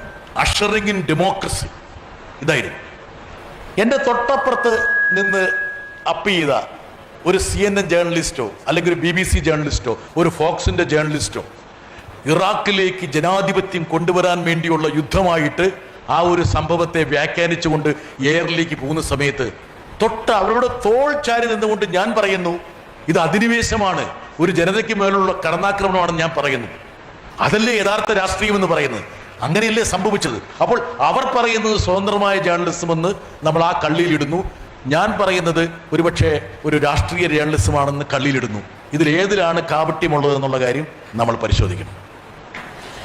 ജോൺ ബ്രിട്ടാസ് എന്നൊരു ഇന്റർവ്യൂവറും വളരെ പോപ്പുലർ ആണല്ലോ കേരളത്തിൽ. അന്നത്തെ ഏതെങ്കിലും ഒരു ഇന്റർവ്യൂ ഓർമ്മയുണ്ടോ? ഫോർ എക്സാമ്പിൾ ഒരു BJP ലീഡറെ ഇന്റർവ്യൂ ചെയ്തത്, അല്ലെങ്കിൽ കേരളത്തിൽ ഒരു കോൺഗ്രസ് ലീഡറെ ഇന്റർവ്യൂ ചെയ്തത്, ഏതെങ്കിലും ഓർമ്മിക്കുന്ന ഇന്റർവ്യൂസ് ഉണ്ടോ? ഒരുപാടുണ്ട്. ഞാൻ പക്ഷെ BJP നേതാക്കളെ അത് ചെയ്തിട്ടില്ല. കാരണം വെച്ചാൽ കേരളത്തിൽ അങ്ങനെ ഇന്റർവ്യൂ ചെയ്യാൻ പറ്റുന്ന കൊള്ളാവുന്ന BJP നേതാക്കളൊന്നും ഡൽഹിയിലും അങ്ങനെ ഒരു 1-to-1 ഇന്റർവ്യൂ. എന്താ കാരണം എന്ന് വെച്ചാൽ ഞാനൊക്കെ ഈ ദൃശ്യമാധ്യമ രംഗത്തേക്ക് വരുമ്പോഴേക്കും വലിയ വിശാരദന്മാരായിട്ടുള്ള BJP നേതാക്കളൊക്കെ ഒന്നിലോ വലിയ പദവിയിലേക്ക് മാറി. പക്ഷേ കോൺഗ്രസിൻ്റെ പ്രധാനപ്പെട്ട ഇപ്പം മൻമോഹൻ സിംഗ് ഉൾപ്പെടെയുള്ള ആൾക്കാരെ ഇൻ്റർവ്യൂ ചെയ്തിട്ടുണ്ട്, AK ആന്റണി ഇൻ്റർവ്യൂ ചെയ്തിട്ടുണ്ട്, K കരുണാകരൻ ഇൻ്റർവ്യൂ ചെയ്തിട്ടുണ്ട്. പക്ഷെ അതൊക്കെ എനിക്കൊരു ബേസിക്കലി എൻ്റെ ഓരോ ഇൻ്റർവ്യൂകളും ഒരുപക്ഷെ എൻ്റെ ഒരു ലേണിംഗ് കർവാണ്. യഥാർത്ഥത്തിൽ ആ ഇൻ്റർവ്യൂവിൽ നിന്ന് പ്രേക്ഷകർ പഠിക്കുന്നതിനേക്കാൾ കൂടുതൽ ഞാൻ പഠിക്കുന്നുണ്ടെന്ന് വിശ്വസിക്കാരനാണ്. പല ഇൻ്റർവ്യൂകളും ഒരുപക്ഷെ കമ്പൽഷൻസ് കൊണ്ട് ചെയ്തിട്ടുണ്ട്, അത് ഞാൻ പറയാം. എന്താ കാരണം എന്ന് വെച്ചാൽ ഇപ്പം ഞാനൊരു മീഡിയ മാനേജർ കൂടിയാണ്, ആയിരുന്നു, ഇപ്പോഴും അതിൻ്റെ കുറച്ചുണ്ടെന്ന് വിചാരിച്ചോളൂ. അപ്പോൾ എൻ്റെ മനസ്സിലേക്ക് പെട്ടെന്ന് അടുത്ത ആഴ്ച ഈ ഒരു പർട്ടിക്കുലർ ഇൻ്റർവ്യൂവിന് കിട്ടേണ്ട ഒരു റേറ്റിങ്ങിനെ കുറിച്ചുള്ള ചില സംശയങ്ങളും സന്ദേഹങ്ങളും കൂടി വരും. ഒരുപക്ഷെ അതൊരു കോംപ്രമൈസ് ആയിരുന്നു, ഞാനത് തുറന്ന് പറയും, അതൊരു കോംപ്രമൈസ് ആകാം. പക്ഷേ ധന്യ പറഞ്ഞ വളരെ കറക്റ്റാണ്. ഇൻ്റർവ്യൂ എന്ന് പറയുന്ന എൻ്റെ ഒരു ഞാനെന്നുള്ളൊരു ജേർണലിസ്റ്റിനെ രൂപപ്പെടുത്തിയതിൽ വലിയൊരു പങ്ക് അഭിമുഖങ്ങൾക്കുണ്ട്. ഇപ്പം ഞാൻ തന്നോട് സംസാരിച്ചുകൊണ്ടിരിക്കുമ്പോൾ ഞാൻ ഒരുപാട് കാര്യങ്ങൾ ഞാൻ മനസ്സിലാക്കുന്നത്. കാരണം വെച്ചാൽ എനിക്ക് വേറൊരു വ്യൂ പോയിൻ്റാണ് ഞാൻ മനസ്സിലാക്കുന്നത്. അത് മാത്രമല്ല, ഇൻ്റർവ്യൂവിൻ്റെ ഒരു പ്രത്യേകത എന്താണ്? സമതലത്തിൽ നിന്നുകൊണ്ടാണ് അമ്മ സംസാരിക്കുന്നത്. നമ്മൾ ഇൻ്റർവ്യൂ ചെയ്യുന്ന ആൾ വലിയ മഹാനാണെങ്കിൽ പോലും ഇൻ്റർവ്യൂ രംഗത്തേക്ക് വന്നാൽ അദ്ദേഹവും ഞാൻ തുല്യരാണ്. തുല്യതയോട് നടത്തുന്ന സംഭാഷണമാണ് ഏറ്റവും മികച്ച സംഭാഷണം. ഒരാളെ മുകളിലേക്ക് പിടിച്ചിരുത്തി നമ്മൾ സംഭാഷണം നടത്താൻ പോവുകയാണെങ്കിൽ ആ സംഭാഷണത്തിൽ ഒരിക്കലും ഒരു ആത്മാവോ സത്യസന്ധതയോ ഉണ്ടാവില്ലെന്ന് വിശ്വസിക്കുന്ന ഒരാളാണ്. അതുകൊണ്ടാണ് എപ്പോഴും ഞാൻ ഇൻ്റർവ്യൂ ചെയ്യുന്ന സമയത്ത് ഞാൻ അവരെ ഏട്ടാന്നോ സാറെന്നോ അങ്ങനെയൊന്നും ഞാൻ വിളിക്കാറില്ല. എന്നാ കാരണം എന്ന് വെച്ചാൽ അവരോട് ബഹുമാനമില്ലാത്തതുകൊണ്ടല്ല, മറിച്ച് ഒരു തലത്തിൽ നിന്നുകൊണ്ട് ഇൻ്റർവ്യൂ ചെയ്താൽ മാത്രമേ സ്വച്ഛന്തമായിട്ട് കാര്യങ്ങൾ മനസ്സിലാക്കുമെന്ന് വിശ്വസിക്കുന്ന ഒരാളാണ്. പക്ഷേ ഓരോ അഭിമുഖങ്ങളും വഴിത്തിരിവുകളാണ്.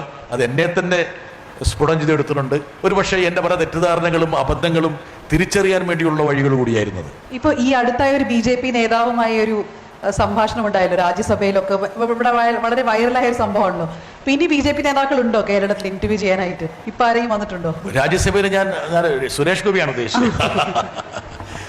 നമ്മൾ വയനാടിലായതുകൊണ്ട് കൂടെ സുരേഷ് ഗോപിനെ ഒരു BJP നേതാവായിട്ട് BJP-ക്കാർ പോലും കരുതുന്നില്ല. തമാശ. സുരേഷ് ഗോപി BJP-യിലാണോ എന്നുള്ള കാര്യം സുരേഷ് ഗോപിക്ക് തന്നെ അറിയില്ല ഇപ്പം. അതാണ് ഓരോ ദിവസവും അദ്ദേഹം വേറൊരു ലോകത്താണെന്നാണ് ഞാൻ വിശ്വസിക്കുന്നത്. പക്ഷെ ആ ഒരു ബേസിക്കലി സുരേഷ് ഗോപിയായിട്ട് ഞാനിത് ടു ഗീവ് എന്താ പറയണ്ടത്, അദ്ദേഹത്തിൻ്റെ ക്രെഡിറ്റ് കൊടുക്കാൻ വേണ്ടി പറയാം. സുരേഷ് ഗോപിയായിട്ട് ഞാനൊരു ആശയ വിനിമയത്തിൽ സംഘർഷം ഒന്നും പറയാൻ പറ്റില്ല, ഒരു എക്സ്ചേഞ്ചിൽ വ്യാപൃതനാവുമ്പോൾ എനിക്കത് ഭയങ്കര സന്തോഷം. എന്താ കാരണം എന്ന് വെച്ചാൽ ഒരു റാങ്കറില്ലാതെ, ദേഷ്യമില്ലാതെ, ഒരു പ്രെജുഡിസ് ഇല്ലാതെ എനിക്ക് സംസാരിക്കാൻ പറ്റും. ഒരു പക്ഷേ എന്നോട് അദ്ദേഹം സംസാരിച്ചിട്ടുള്ളതും ഒരു പ്രെജുഡിസ് ഇല്ലാതെയാണ്. അദ്ദേഹത്തെക്കുറിച്ച് മാധ്യമപ്രവർത്തകർക്കൊക്കെ ഒരുപാട് ആക്ഷേപങ്ങളുണ്ട്, അതിൽ പലതും വസ്തുതാപരമാണെങ്കിൽ പോലും ഞാനും അദ്ദേഹം തമ്മിലുള്ള എക്സ്ചേഞ്ചസിൽ ഒരു സ്വച്ഛന്തമാണ്. ആ എക്സ്ചേഞ്ച് കഴിഞ്ഞ് ഞങ്ങൾ പുറത്തേക്ക് ഇറങ്ങിയാൽ ഞങ്ങൾക്ക് ഒരുമിച്ച് ചായ കുടിക്കാനോ കെട്ടിപ്പിടിക്കാനോ പറ്റുന്ന ഒരു മാനസികാവസ്ഥയാണ്.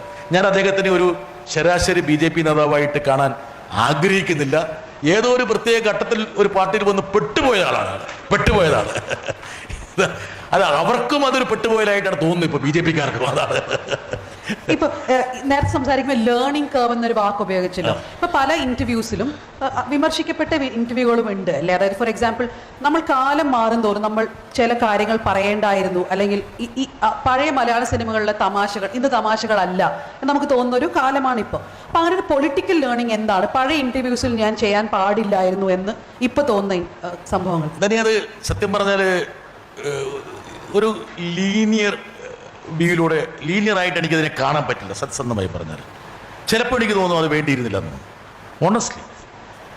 പക്ഷേ തന്നെ പറഞ്ഞ വളരെ കറക്റ്റ്. എന്താ കാരണം വെച്ചാൽ കേരള സമൂഹം, ഇന്ത്യൻ സമൂഹവും ലോക സമൂഹവും ഒക്കെ മാറുന്നുണ്ടെങ്കിൽ പോലും കേരള സമൂഹം ദ്രുതഗതിയിൽ മാറിക്കൊണ്ടിരിക്കുക. നമ്മളിപ്പോൾ കണ്ണടച്ച് തുറക്കുന്നതിന് മുമ്പ് തന്നെ നമ്മുടെ ഭാഷയിൽ വലിയ മാറ്റം വരുന്നു. ഇപ്പം എനിക്കിപ്പോൾ ഞാനൊരു സത്സന്ധമായിപ്പോൾ ഒരു കാര്യം പറയാം. പണ്ടൊക്കെ നമ്മുടെ സുഹൃത്തുക്കളുടെ ഇടയിൽ എന്തോ നമ്മൾ തമാശയ്ക്ക് പറഞ്ഞൊരു കാര്യമുണ്ട്, ഇത് തോളത്തട്ടിയിട്ട് എവിടുന്നാണ് റേഷൻ മേടിച്ചുകൊണ്ടിരിക്കുന്നത്, റേഷൻ എവിടുന്നാണ് മേടിക്കുന്നത് എന്ന് ചോദിക്കും. അല്ല, അല്പം ക്ഷീണിച്ചു പോയല്ലോ, ഇതെന്തുതോടെ വയറും വെച്ച് കിടക്കുന്നതെന്ന് ചോദിക്കും. ഇന്നത് പറ്റില്ല. ഇന്ന് അങ്ങനെ ഒരു സംഭാഷണം പറ്റില്ല. അത് ബോഡി ഷെയ്മിങ്ങാ. ഒരു കാരണവശാലും നമുക്ക് അങ്ങനെ പറയാൻ പറ്റില്ല. ഇപ്പം ഈ പറഞ്ഞ വയലാറൊക്കെ എഴുതിയ പഴയ സിനിമാ പാട്ടുകളൊക്കെ ഇപ്പം അതിൻ്റെ യഥാർത്ഥ അർത്ഥത്തിലെടുത്തുക്കാൻ നമ്മൾ കേൾക്കാൻ പോയി കഴിഞ്ഞാൽ കംപ്ലീറ്റ് പ്രശ്നമായിരിക്കും. പൊളിറ്റിക്കലി ഇൻകറക്റ്റ് ആണ്. ഇപ്പം ഒരു പാട്ടിൽ ഇപ്പം പൊലയക്കള്ളി എന്നൊക്കെയുള്ള ഓരോ പ്രയോഗങ്ങൾ ഉപയോഗിച്ചിട്ടുണ്ട്. പൊലയക്കള്ളി, ഞാനൊരു ഉദാഹരണം പറയാം. ഇന്നത് ഉപയോഗിക്കാൻ പറ്റുമോ? അങ്ങനത്തെ ഒരു ടെക്സ്റ്റ് ഉപയോഗിക്കും. അപ്പം നമ്മുടെ കംപ്ലീറ്റ് നമ്മുടെ കാര്യങ്ങൾ മാറിക്കൊണ്ടിരിക്കുക ഓരോ നിമിഷവും. നമ്മൾ ഈ പൊളിറ്റിക്കൽ കറക്റ്റ്നെസ്, ഞാനിപ്പോൾ മമ്മൂക്കയോട് സംസാരിക്കുമ്പോൾ ഞാൻ മമ്മൂക്കയോട് പറയാം, മലയാള സിനിമ എത്ര മാറി. മലയാള സിനിമയിൽ തന്നെ പറഞ്ഞ കറക്റ്റാണ്. പണ്ട് ഹ്യൂമർ എന്തായിരുന്നു? പണ്ട് ഹ്യൂമർ എന്ന് പറഞ്ഞാൽ ഒരു ഫിസിക്കലി ഡിസേബിൾഡ് ആയിട്ടുള്ള ഒരു വ്യക്തിയെ മുൻനിർത്തിയാണ് ഹ്യൂമർ വന്നുപോയിട്ടിരുന്നത്. ഒരാൾ ഒരു കാലിലിങ്ങനെ വേച്ച് നടക്കുകയാണെങ്കിൽ അവൻ്റെ ഒറ്റക്കാലെന്ന് പറഞ്ഞോ, അങ്ങനെയൊക്കെയുള്ള പല പദപ്രയോഗങ്ങളിലല്ലേ. ഉദാഹരണം പറഞ്ഞാൽ ഒരു സെറിബ്രൽ പാൾസി വന്ന ഒരാളെ ഒരു അയാൾ ഏത് രൂപത്തിലാണ് നമ്മൾ മലയാള സിനിമയിലും നമ്മുടെ നിത്യസംഭാഷണത്തിൽ നമ്മൾ വിശേഷിപ്പിച്ചിരുന്നത്. എന്തിനേറെ ട്രാൻസ്ജെൻഡർ വിഭാഗവുമായി ബന്ധപ്പെട്ട മലയാളിയുടെ സംവാദങ്ങൾ ഈ അടുത്ത കാലം വരെ എന്തായിരുന്നു? വളരെ നെഗറ്റീവായിരുന്നു. സ്വാഭാവികമായിട്ടും ഞാൻ 20-25 വർഷം മുമ്പ് ചെയ്തൊരു ഇന്റർവ്യൂ ഇന്ന് തന്നെ എടുത്ത് കാണിച്ചു കഴിഞ്ഞാൽ ഞാൻ തന്നെ അതിനകത്തൊരു 10 തെറ്റുകൾ കണ്ടുപിടിക്കും. 10 തെറ്റുകൾ ഞാൻ കണ്ടുപിടിക്കും. പക്ഷേ ഞാൻ യഥാർത്ഥത്തിൽ കുറ്റം ചെയ്തതാണോ? കുറ്റം ചെയ്തതല്ല. ആ കാലഘട്ടത്തിലെ ഒരു സൃഷ്ടിയാണത്, അതിന് സംശയമില്ല. കാലഘട്ടത്തിലെ സൃഷ്ടിയാണ്. പക്ഷേ യു ആർ അബ്സല്യൂട്ട്ലി കറക്റ്റ്. ഒരു പക്ഷേ ഇൻ ഹൈൻസൈറ്റ് തിരിഞ്ഞു നോക്കുമ്പോൾ ആ പദപ്രയോഗം ഒഴിവാക്കാമായിരിക്കാം, അല്ലെങ്കിൽ അങ്ങനെ വേണ്ടിയിരുന്നില്ല എന്ന്. പിന്നെ വേറൊരു ചെറിയൊരു കാര്യം കൂടെ പറയാം, തന്നെ ചോദിച്ചുകൊണ്ട് പറയാം. ചില ഇന്റർവ്യൂകൾ, പ്രത്യേകിച്ച് ഒരു എന്റർടൈൻമെന്റ് ഇന്റർവ്യൂകളൊന്നും എൻ്റെ പിടിയിലല്ല. ഉദാഹരണം പറഞ്ഞാൽ ഞാനൊരു ഇന്റർവ്യൂ ചെയ്തു, ഒരു ആക്ട്രസുമായി ബന്ധപ്പെട്ട് ഇന്റർവ്യൂ ചെയ്ത് കഴിഞ്ഞ് ഞാനങ്ങ് പോവും. എൻ്റെ പോസ്റ്റ് പ്രൊഡക്ഷൻ ടീം എന്ത് ചെയ്യും? ഒരുപക്ഷെ ആക്ട്രസുമായി ബന്ധപ്പെട്ട ചില വിഷ്വൽസ് എടുത്ത് അവിടെ പോസ്റ്റ് ചെയ്യും. ഞാൻ കാണുന്ന പോലും ഉണ്ടാവില്ല. അവരുടെ ഏറ്റവും പ്രകോപനപരമായിട്ടോ അല്ല അവർക്ക് ഇഷ്ടമല്ലാത്തതുമായിട്ടുള്ള ഒരു കോണ്ടന്റ് എടുത്ത് വേണമെങ്കിൽ ആ ഇന്റർവ്യൂവിന് കുറേം കൂടി വ്യൂവേഴ്സിനെ കിട്ടാൻ വേണ്ടിയിട്ട് ആ വിഷ്വൽ വേണമെങ്കിൽ അവിടെ കാണിക്കും. ഞാൻ മനസ്സാ വാച കർമ്മണ അറിയുന്ന കാര്യമല്ല ഇത് എങ്ങനെ ഉപയോഗിക്കുന്നുള്ള കാര്യം. അത് പോസ്റ്റ് പ്രൊഡക്ഷനാണ്. പക്ഷെ പിന്നീട് അത് എയറിൽ വന്നു കഴിയുമ്പോൾ ചിലർ പറയും അതെന്തിനാ ഉപയോഗിച്ച്. പക്ഷെ എപ്പോഴും തനിക്ക് അറിയാവുന്നതുപോലെ ഇന്റർവ്യൂ ചെയ്യുന്ന വ്യക്തിയുടെ 100% ഉത്തരവാദിത്തമായിട്ട് അത് വന്ന് ഭവിക്കും. പ്രൊഡ്യൂസറുടെ ഉത്തരവാദിത്തമായിട്ട് ഒന്നും കാണില്ല. പക്ഷേ യു ആർ ആബ്സല്യൂട്ട്ലി കറക്റ്റ്. തിരിഞ്ഞു നോക്കുമ്പോൾ ഒരു പക്ഷേ ഞാൻ ഇന്ന് ഒഴിവാക്കാൻ ആഗ്രഹിക്കുന്ന പല പദങ്ങളും പല പ്രയോഗങ്ങളും പല ചോദ്യങ്ങളും പല ഇന്റർവ്യൂവിലും ഉണ്ട് എന്നുള്ളതാണ്. പക്ഷെ അതിൽ എനിക്കൊരു കുറ്റബോധമില്ല. എന്താ വെച്ചാൽ ഞാൻ ഓരോ കാലഘട്ടത്തിനനുസരിച്ചാണ് സംസാരിക്കുന്നത് എന്നുള്ളതുകൊണ്ട് സംഭവിച്ചു പോയത്. ഈ ഹൈൻസൈറ്റിനെ കുറിച്ച് പറയുമ്പോൾ ഞാൻ 8 വർഷം ജോലി എടുത്തത് ടൈംസ് നൗവില്ല. അതുകൊണ്ട് എന്നേക്കാൾ കൂടുതൽ ഹൈൻസൈറ്റ് മറ്റാർക്കും ഉണ്ടാവും എനിക്ക് തോന്നുന്നില്ല. ഇനി നമ്മൾ രാഷ്ട്രീയത്തിലേക്ക് കടക്കാം. As A journalist, as A പ്രൊളിഫിക് interviewer, രാഷ്ട്രീയത്തിലേക്ക് വരുമ്പോൾ what are the skill sets? എന്ത് സ്കിൽ സെറ്റ്സ് ആണ് ഒരു രാഷ്ട്രീയക്കാരനായി വരാൻ ഏറ്റവും കൂടുതൽ സഹായിച്ചത്? എനിക്ക് ഒരുപക്ഷെ എന്നെ ഏറ്റവും കൂടുതൽ സഹായിച്ചതെന്ന് വെച്ചാൽ മാധ്യമപ്രവർത്തക എന്ന നിലയിൽ ലോകം കാണാൻ പറ്റി, ഇന്ത്യ കാണാൻ പറ്റി, ജനങ്ങളെ കാണാൻ പറ്റി. ഇപ്പോൾ ഞാനിപ്പോൾ ഉത്തരേന്ത്യയിൽ സഞ്ചരിക്കാത്തതായിട്ടുള്ളൊരു സ്ഥലം ഉണ്ടാവില്ല. എന്ന് വെച്ചാൽ ഗ്രാമങ്ങളിൽ എല്ലായിടത്തും പോയിട്ടുണ്ടാവില്ല. പക്ഷെ മിക്കവാറും എല്ലാ ജില്ലകളും ഞാൻ ടച്ച് ചെയ്തിട്ടുണ്ടാവും. അതിപ്പോൾ ബീഹാർ ആണെങ്കിലും UP ആണെങ്കിലും മധ്യപ്രദേശ് ആണെങ്കിലും ഏത് സംസ്ഥാനമാണെങ്കിലും ആ സംസ്ഥാനത്തിൻ്റെ പ്രധാനപ്പെട്ട വഴിയിലൂടെ ഒക്കെ പോയിട്ടുണ്ട്. മിക്കവാറും അതിനൊക്കെ പണ്ടത്തെ കാലത്ത് നമ്മുടെയൊക്കെ ഇലക്ഷൻ കവറേജ് എനിക്ക് പ്രോറുണ്ട് 89 ഇലക്ഷൻ കവറേജ് എന്ന് പറഞ്ഞാൽ ഇങ്ങനെ പോവുക, എവിടേക്ക് പോകുന്നു എങ്ങോട്ട് പോകുന്നില്ല. അപ്പം എത്രയോ ആൾക്കാരുമായിട്ട് നമ്മളിങ്ങനെ സമ്മതിച്ചാണ് നമ്മൾ. ഒരു പക്ഷേ എന്നെ ഒരു രാഷ്ട്രീയക്കാരനായിട്ട് ഇപ്പം നിങ്ങൾ കാണുന്നുണ്ടെങ്കിൽ ഒരു പക്ഷേ എൻ്റെ ഒരു പക്ഷേ ഏറ്റവും പ്രധാനപ്പെട്ട ഒരു അസറ്റ് എന്ന് പറയുന്നത്, ആസ്തി എന്ന് പറയുന്നത് എൻ്റെ അനുഭവം തന്നെയായിരിക്കും. 2, പലതരത്തിലുള്ള പല വിഭാഗത്തിലുള്ള ആൾക്കാരുമായിട്ട് സംവദിക്കാൻ കഴിഞ്ഞതായിരിക്കണം. 3, ഒരു ഇൻഹിബിഷൻ ഇല്ലാതെ എനിക്ക് വേണം ഇൻട്രാക്ട് ചെയ്യാൻ പറ്റും അതാരുമായിട്ട്. ഇപ്പോൾ ഇവിടെ ഇരിക്കുന്ന ഏത് വ്യക്തിയുമായിട്ട് എനിക്ക് വേണമെങ്കിൽ തോളത്ത് കൈവച്ചിട്ട് വേണമെങ്കിൽ എനിക്ക് സംസാരിക്കാൻ പറ്റും. അപ്പം ഒരു പക്ഷേ എനിക്കൊരു പ്രജുഡിസ് ഇല്ല, ഒരു മുൻവിധിയില്ല. 2, എൻ്റെ മനസ്സിലുണ്ടായിരുന്ന ഒരു പക്ഷെ നമ്മളൊക്കെ കൊച്ചു കുട്ടികളായി വളർന്നു വരുന്ന സമയത്ത് തനിക്കും ഉണ്ടാകാം, നമ്മുടെ മനസ്സിലൊക്കെ ഒരുപാട് ആരുകളുണ്ട്. അതായത് പലതരത്തിലുള്ള പക്ഷപാതിത്വത്തിൻ്റെയും എഡ്ജസ് നമ്മുടെ മനസ്സിലുണ്ടായിരുന്നു. പക്ഷേ അത് പിന്നീട് ഇങ്ങനെ നമ്മളത് ആ ഓരോ ആരും നമ്മൾ അറുത്തറുത്ത് കളഞ്ഞു. ഇപ്പോൾ ഞാൻ പറഞ്ഞ ഞാനൊരു ക്രിസ്ത്യൻ സ്കൂളിലാണ് പഠിച്ചത്. ആ ക്രിസ്ത്യൻ സ്കൂളിൻ്റെതായ രീതികളുണ്ട്. പക്ഷെ പിന്നീട് ഒരു കോളേജിലേക്ക് വന്നപ്പോഴും തുറന്ന വിഹായിസിലേക്ക് വന്നപ്പോഴേക്കും ഒരുപക്ഷെ ഞാൻ ആദ്യം പഠിച്ച രീതിയല്ല, അതിലൊക്കെ ഒരുപാട് മാറ്റം വരുത്തണമെന്ന് ചിന്തിച്ചു. എനിക്കിപ്പോൾ സങ്കടം തോന്നുന്നൊരു കാര്യം, ഞാനൊക്കെ പഠിച്ച എൻ്റെ കൂടെ പഠിച്ച 2-3 ആൾക്കാരുടെ ഇവിടെ Kurian Thomas, M.N. Thomas, Rajagopal എന്നൊക്കെ പറഞ്ഞ ആൾക്കാർ ഇവിടെ ഇരിപ്പുണ്ട്. അപ്പം ഞാൻ പഠിച്ചിരുന്ന സമയത്ത് ഞാൻ പയ്യന്നൂർ കോളേജിലാണ് ഡിഗ്രി പഠിച്ചു, പിന്നെ കേരളവർമ്മ കോളേജ് ഇവിടെ തൃശ്ശൂർ PG പഠിച്ചു, പിന്നെ ഡൽഹി പഠിച്ചു. ആ സമയത്ത് നമ്മുടെയൊക്കെ ക്യാമ്പസുകളിൽ അതായത് ഒരു നേരത്തെ ഭക്ഷണത്തിന് വകയില്ലാത്ത കുട്ടികൾ പോലും വന്നിരുന്നു. പക്ഷെ അവർക്കൊക്കെ ഭയങ്കര ബഹുമാനം ആ ക്യാമ്പസ് കൊടുത്തിരുന്നു. അതായത് അവർക്ക് ആടാൻ കഴിവുണ്ടെങ്കിൽ ആടാം, പാടാൻ കഴിവുണ്ടെങ്കിൽ പാടാം, രാഷ്ട്രീയ പ്രവർത്തനത്തിൽ കഴിവുണ്ടെങ്കിൽ രാഷ്ട്രീയ പ്രവർത്തനം ആകാം. അല്ലാതെ അവരുടെ കുടുംബ ജാതി പശ്ചാത്തലമൊന്നും ഒരിക്കലും ഒരു വിഷയമായിരുന്നില്ല, ഒരിക്കലും വിഷയമായിരുന്നു. പക്ഷെ ഇന്ന് കേരളത്തിലെ ക്യാമ്പസുകളിലേക്ക് നമ്മൾ നിർമ്മാർജ്ജനം ചെയ്ത ആ ഇരുണ്ട ശക്തികൾ തിരിച്ചു കയറുമ്പോൾ ഇതുപോലുള്ള ഒരുപാട് കള്ളികൾ സൃഷ്ടിക്കപ്പെടുന്നുണ്ട്. ഞാനിതിനു ശേഷം ഡൽഹി പോയപ്പോൾ എന്നെ അത്ഭുതപ്പെടുത്തി. ഇത്രയും തുറന്ന ജനാധിപത്യപരമായ ഒരു ക്യാമ്പസ് അന്തരീക്ഷത്തിൻ്റെ ഗുണഭോക്താവായിട്ട് രൂപപ്പെടുത്തിയ ഞാനെന്നുള്ള വ്യക്തി ഡൽഹിയിലെത്തി ഡൽഹി യൂണിവേഴ്സിറ്റിയുടെ ക്യാമ്പസിൽ പോയപ്പോൾ എന്നെ ഞെട്ടിച്ചൊരു കാര്യമുണ്ട്. അന്ന് ദളിത് പിന്നോക്ക വിദ്യാർത്ഥികൾക്ക് ആ ക്യാമ്പസിൻ്റെ കോളേജ് ഹോസ്റ്റലാണെങ്കിൽ ഏറ്റവും പൊട്ടിപ്പൊളിഞ്ഞ മുറിയെ കിട്ടുകയുള്ളൂ, ഏറ്റവും പൊട്ടിപ്പൊളിഞ്ഞ മുറി. ഒരിക്കലും ദളിത് ന്യൂനപക്ഷ പിന്നോക്ക വിദ്യാർത്ഥികൾക്ക് ഒരു കാലഘട്ടത്തിൽ ഈ പറയുന്ന പുകൾപ്പെട്ട ക്യാമ്പസുകളിൽ നിന്ന് നമ്മുടെ ആൾക്കാർ വിശേഷിപ്പിച്ച പല ക്യാമ്പസുകളിലും അതിൻ്റെ മുഖ്യധാരയിൽ സ്ഥാനം കിട്ടിയിരുന്നില്ല. അപ്പം ഞാനിങ്ങനെ കേരളവും ആ ഒരു ഭൂമിയും തമ്മിലുള്ള അന്തരത്തെക്കുറിച്ച് ഞാൻ പലപ്പോഴും അന്താളിച്ചു പോയിട്ടുണ്ട്. നമ്മൾ എത്ര മുമ്പിലെത്തി. അതുകൊണ്ടാണ് ഞാൻ ഇപ്പോഴും എൻ്റെ BJP നേതാക്കളോട് ഞാൻ പറയാറുണ്ട്, നിങ്ങൾ എത്ര വേണമെങ്കിലും മത്സരിച്ചോളൂ കേരളമായിട്ട്, പക്ഷേ നിങ്ങളുടെ നാട് ആക്കണമെങ്കിൽ നിങ്ങൾ 50 വർഷം കാത്തിരുന്നാൽ പോലും ആക്കാൻ പറ്റില്ല. എന്താ കാരണം? കേരളം അത്രത്തോളം മുമ്പോട്ട് പോയിട്ടുണ്ട് എന്ന് ഞാൻ അവരോട് പറയാനുള്ള കാരണം ഒരുപക്ഷെ ഞാൻ അനുഭവിച്ച ഈ ഒരു സ്വാതന്ത്ര്യം. അപ്പോൾ ആസ് എ പൊളിറ്റീഷ്യൻ എനിക്ക് ഓർമ്മയുണ്ട് വളരെയധികം ശ്രദ്ധിക്കപ്പെട്ട ഒരു സ്പീച്ച്, ഇന്ത്യൻ കോടതികൾ എന്തുകൊണ്ടാണ് ഡൈവേഴ്സിറ്റി ഇല്ലാത്ത എന്നൊരു പ്രസംഗമായിരുന്നല്ലോ. അതുകഴിഞ്ഞ് പല പ്രസംഗങ്ങളും സ്പീച്ചുകളൊക്കെ വൈറലായിട്ടുണ്ട്, എല്ലാവരും ഷെയർ ചെയ്യുന്നുണ്ട്. എന്തുകൊണ്ടാണ് ആ ടോപ്പിക് അന്ന് ചൂസ് ചെയ്യാൻ കാരണം, ഇന്ത്യൻ കോടതികളെ ഡൈവേഴ്സിറ്റി? ഇതും വളരെ ആകസ്മികമായി സംഭവിച്ചത്. എന്താ കാരണം എന്ന് വെച്ചാൽ ഒരു MP രാജ്യസഭയിലോ അല്ലെങ്കിൽ ലോകസഭയിലോ തുടങ്ങുമ്പോൾ ഒരു മെയ്ഡൻ സ്പീച്ച് നടത്തണം. മെയ്ഡൻ സ്പീച്ച്, ആ മെയ്ഡൻ സ്പീച്ച് എന്ന് പറയുമ്പോൾ ഒരു 15 മിനിറ്റ് കിട്ടും. സാധാരണ ഇതിൽ ഇപ്പം ഈ ലോകസഭയിലും രാജ്യസഭയിലും ഒരു MP സംസാരിക്കുമ്പോൾ ആ MPയുടെ പാർട്ടിയുടെ അംഗബലത്തിനനുസരിച്ചുള്ള സമയം കിട്ടുക. പക്ഷെ മെയ്ഡൻ സ്പീച്ചാണ് ആദ്യം നടത്തുന്ന പ്രസംഗമാണെങ്കിൽ നിങ്ങൾക്ക് 15 മിനിറ്റ് തരും. അപ്പം എനിക്ക് ഒരു പർട്ടിക്കുലർ ബില്ലിന് മുകളിലാണ്, ഒരു ഹൈക്കോർട്ട് ജഡ്ജിമാരുടെ ശമ്പള പരിഷ്കരണവുമായി ബന്ധപ്പെട്ടൊരു ബില്ലാണ് മുമ്പിലുള്ളത്.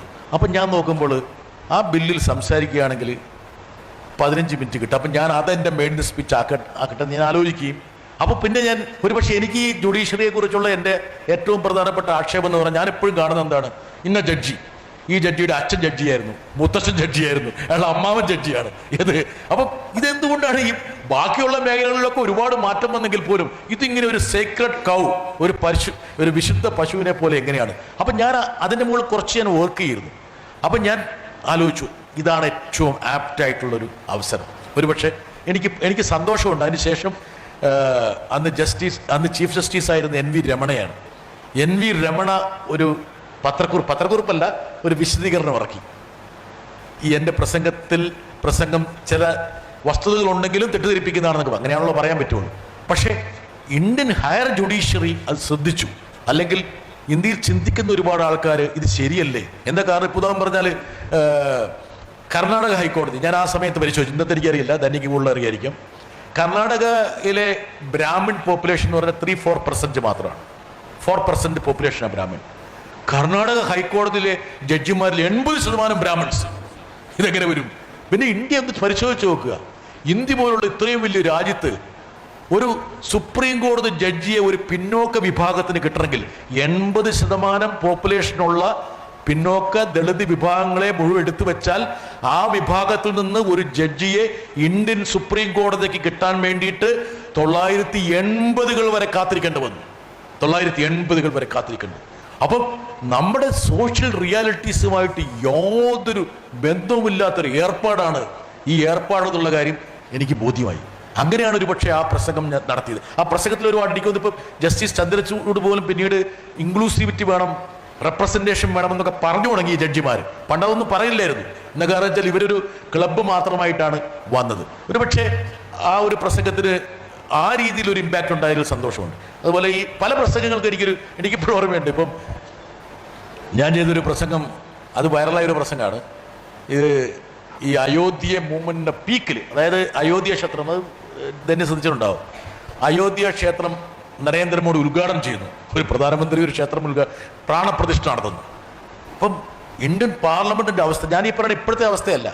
ഒരുപക്ഷെ ധന്യ എന്നുള്ള മാധ്യമപ്രവർത്തകർക്ക് മനസ്സിലാവും, ഇവർക്ക് മനസ്സിലാവില്ല. 2024 തിരഞ്ഞെടുപ്പിന് തൊട്ട് മുമ്പുള്ള അവസ്ഥ എന്ന് പറയുന്നത് ഒരു ഭയങ്കര വേവാണ്. 400 പാർ 400 സീറ്റിന് മുകളിൽ മോഡിക്ക് കിട്ടാൻ പോകുന്നു എന്നൊരു പ്രചരണം മീഡിയ അഴിച്ചുവിടുന്നു.